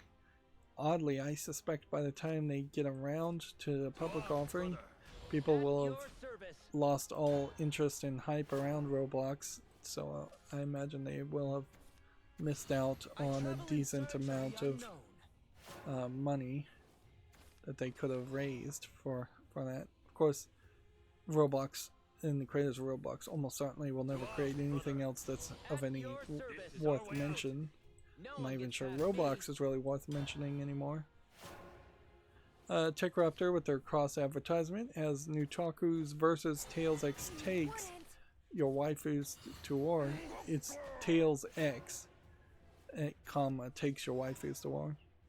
Yeah, this does just look like your standard, like, free-to-play characters RPG. But I would have to say it does seem standard fare for these kinds of games too, Nutaku games, to not really ever get any support. College Days, which I've fallen down to checking it maybe once a week, and I'm just trying to wrap up, and I'm not even checking it fast enough to wrap up the last few things. It really hasn't gotten any kind of extra content at all. It seems to be completely abandoned, less than six months out, unless there's going to just be a major update for November. I will not suffer you. So this The ordained hour has arrived. Let's see. Gamasutra has this blog, The Weirdest Steam Refund Messages and Lessons for Game Devs, which I didn't know that you could set refund messages here. I guess the people who ask for refunds can say the reasons why they want a refund, and I guess on occasion they do get the purchaser saying something there.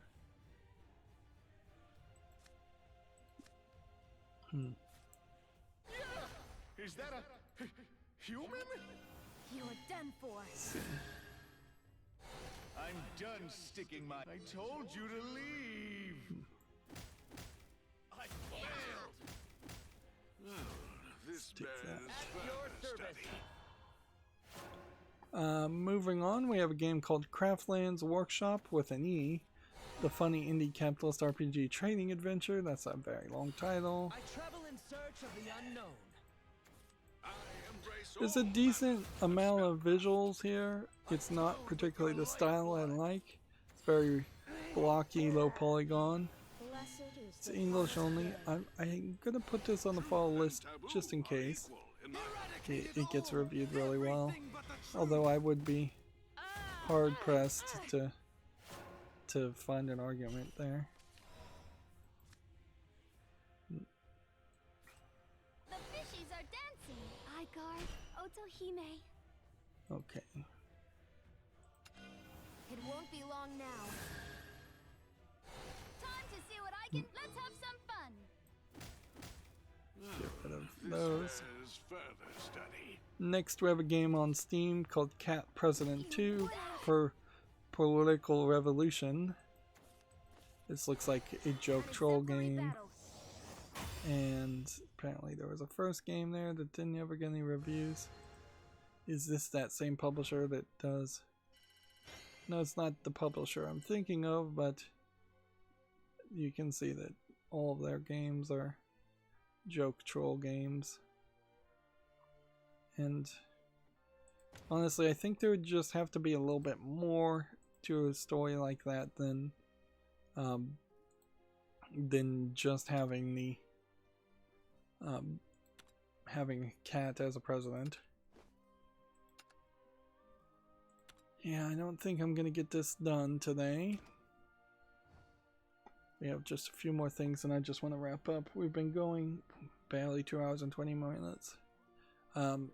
According to Gamatsu, Axiom Verge 2 has been delayed to the first half of 2021. More and more we will see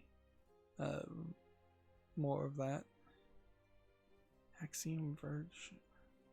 Yeah, Axiom Verge is the game I covered. It was a Metroidvania game. I didn't really like it, though. It wasn't doing anything unique, and it wasn't doing anything that I felt like was really different, and I think the story just had some major problems. Next, we have a game on Steam called Zombie Hills. I don't even remember what I really thought of Vaccine Verge, and I barely played that a year ago. Zombie Hills looks like it's an asset flip game where you're just players fighting each other.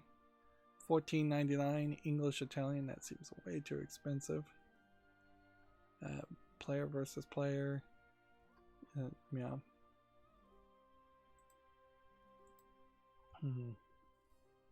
Next we have a game on Steam called Vol Complexity, which seems to be a puzzle game. A block pushing puzzle game that's zoomed out too much for its own good. $1.99 English and German. Yeah, you hit these logs and then it spins the puzzles around. There's another game like this, and I wouldn't be surprised if people have stolen puzzles from other games that are exactly like this as far as block pushing. Next we have a game called Vectro Mirror, which seems to be a first-person something. Precision platformer and runner is what it's being tagged as. Let's see, yeah. It does look like a parkour game. That's probably not my bag. The visuals there are just not the right visuals for a parkour game like this. And oddly, the fact that there are asset flip parkour games more and more is always something that confuses me. Early access $4.95 English. I don't think I'll put that on the fall list. Oddly, not VR. I would have kind of thought it would have been VR. Here's that game, Werewolf the Apocalypse, Heart of the Forest, which is just a text game. Yeah. It's rated very positively there, so I'm going to put it on the fall list and just think about it. But I also wonder if Werewolf the Apocalypse fans may have just driven up the ratings, and once average players start playing it, that does feel like that's something that could easily happen, is that you get your rabid fan base of 1,000 players purchasing your video game, and then it starts getting suggested to regular people, and they go, no, actually we don't like this type of game. And at a certain point then you have to question, as the game developer, are you targeting the general gaming audience or are you targeting your fan base? And both are acceptable, but you have to plan accordingly based on who you're targeting, because it can't be either or. It needs to be one or the other. Being a mushy middle game is the thing that'll kill you. Next we have a game called Day Scream, which looks like it's a lot of horror visuals, probably asset flip horror visuals, but it seems like it's a little bit more than just a no, it probably is just an asset flip first person horror game. Early access, English only. I'll be generous and put it on the fall list, but this is definitely one of those games where I'll come back and look at it 4 months from now and question my own sanity as to why I even bothered to put it on the fall list. Next we have a game on Steam called Unmemory, which is a investigation interactive fiction horror game. It's a text game though. Yeah, I don't think I can justify playing something like that. $8.49 English only. See, the difference between like Her Story and this is Her Story had the characters talking a lot of the time and video footage, whereas if I was to try to cover this, I would have to read everything out loud or not read everything out loud. Neither one of those is going to be a very bad experience for everybody involved, so it's just better not to play them, and frankly it's not my style of game I want to play anyways. Next we have a game on Steam here called Poultry Parade, which is obviously just an infinite runner frustration platforming type game. It's 59 cents, 50 achievements, clearly an achievement game, English only. They're comparing it to DuckTales and Cuphead, which I think are very bad comparisons. And then that brings us to the Humble Bundle, which I bet there are no new bundles. I bet there won't be any new bundles for possibly the rest of the month. One special day bundle. I may have missed that other, the Let's Fight bundle. Yeah, the Let's Fight bundle has 5 days left. And that's pretty much it. Let me go and look at my Twitter feed and see if I've got any new tweets that really matter. There's a comic book bundle called Terrifying Tales that seems to have a bunch of Japanese manga horror stories in ebook format, which, yeah, I don't know. Like, I probably have lost base on what the age limit would be appropriate for people into horror manga, particularly in the West. I imagine a 12-year-old reading a horror manga in Japan, nobody would bat an eye, whereas a 12-year-old reading the exact same horror manga in the West, people would say, oh, this kid's demented or crazy in some way. So I would say maybe 15-year-olds in the West are probably the one. Yeah, Gamasutra has a blog here, how to get on the good side of media and streamers, which, alright, that is the cronyism, but that is also their job as potentially an advertiser for a game. It really isn't the fault of the game creators that they try to buddy up and be cronyistic with streamers and the mainstream video game media. It's the fault of the streamers and the mainstream video game media for not being professional and maintaining objectivity. Seriously, like, that's it. There was literally this game called Modern Arena, which is obviously a low effort asset flip top down twin stick shooter game that's coming soon. And then we haven't seen any adult games in this couple of days. You have this game called Cake Bash, although I really wouldn't be too worried about that. Maybe perhaps it's just an overreaction of so many adult games being greenlit before. I kind of like the idea of foods and cakes fighting each other, but this really is just a player versus player game again. Which would require a lot of other people to be able to play and a lot of other people to be online, and the odds are just low. Okay. Here's the blog of how to get on the good side of media and streamers. Make them happy. No staggered embargoes. Streaming music rights also came up a lot. Let's see. Understand your audio rights issues for YouTube streamers. That is a big issue, certainly. To constantly get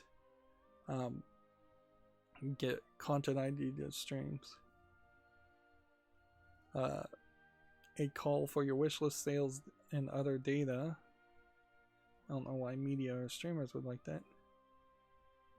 Game Discovery News Roundup. I'm just reading the titles there. Well, I can't disagree with audio rights and streaming music rights, certainly. And I can certainly understand the idea of nobody wants to be second tier as far as staggered embargoes.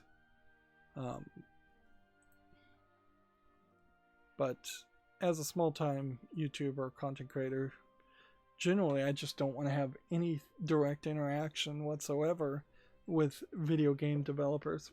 Like, they should just release their game as far as I'm concerned. They should release it, people should review it.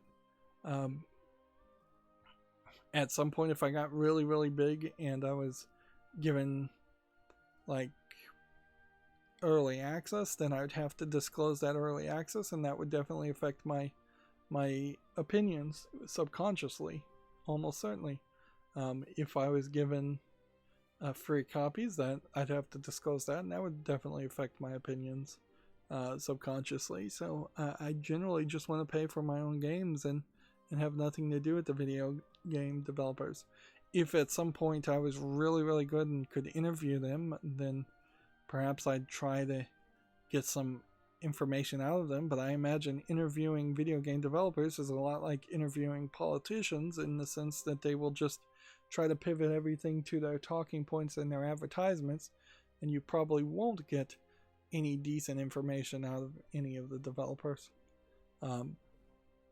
Because that would be about the only thing I'd be interested in, is them going into more of a in-depth conversation about how they program and what software they use, and they probably would just come back and go, oh, well, that's all proprietary information, which is just corporate speak for saying, oh, that's all classified by a corporation that doesn't have the right to classify things, but basically means they won't talk about it, and that would be the only thing that would really interest me. Well, yep, that's going to be it for the stream. As always, I ask you to like, share, subscribe, comment, and watch every second of my videos. If you want a friend to follow me on any social media sites, there's a whole bunch of links down below in the description box. And if you want to support me further, there's a link to Patreon, or you can friend me on Steam and gift me a game off my wishlist. Thank you for watching. Have a good evening.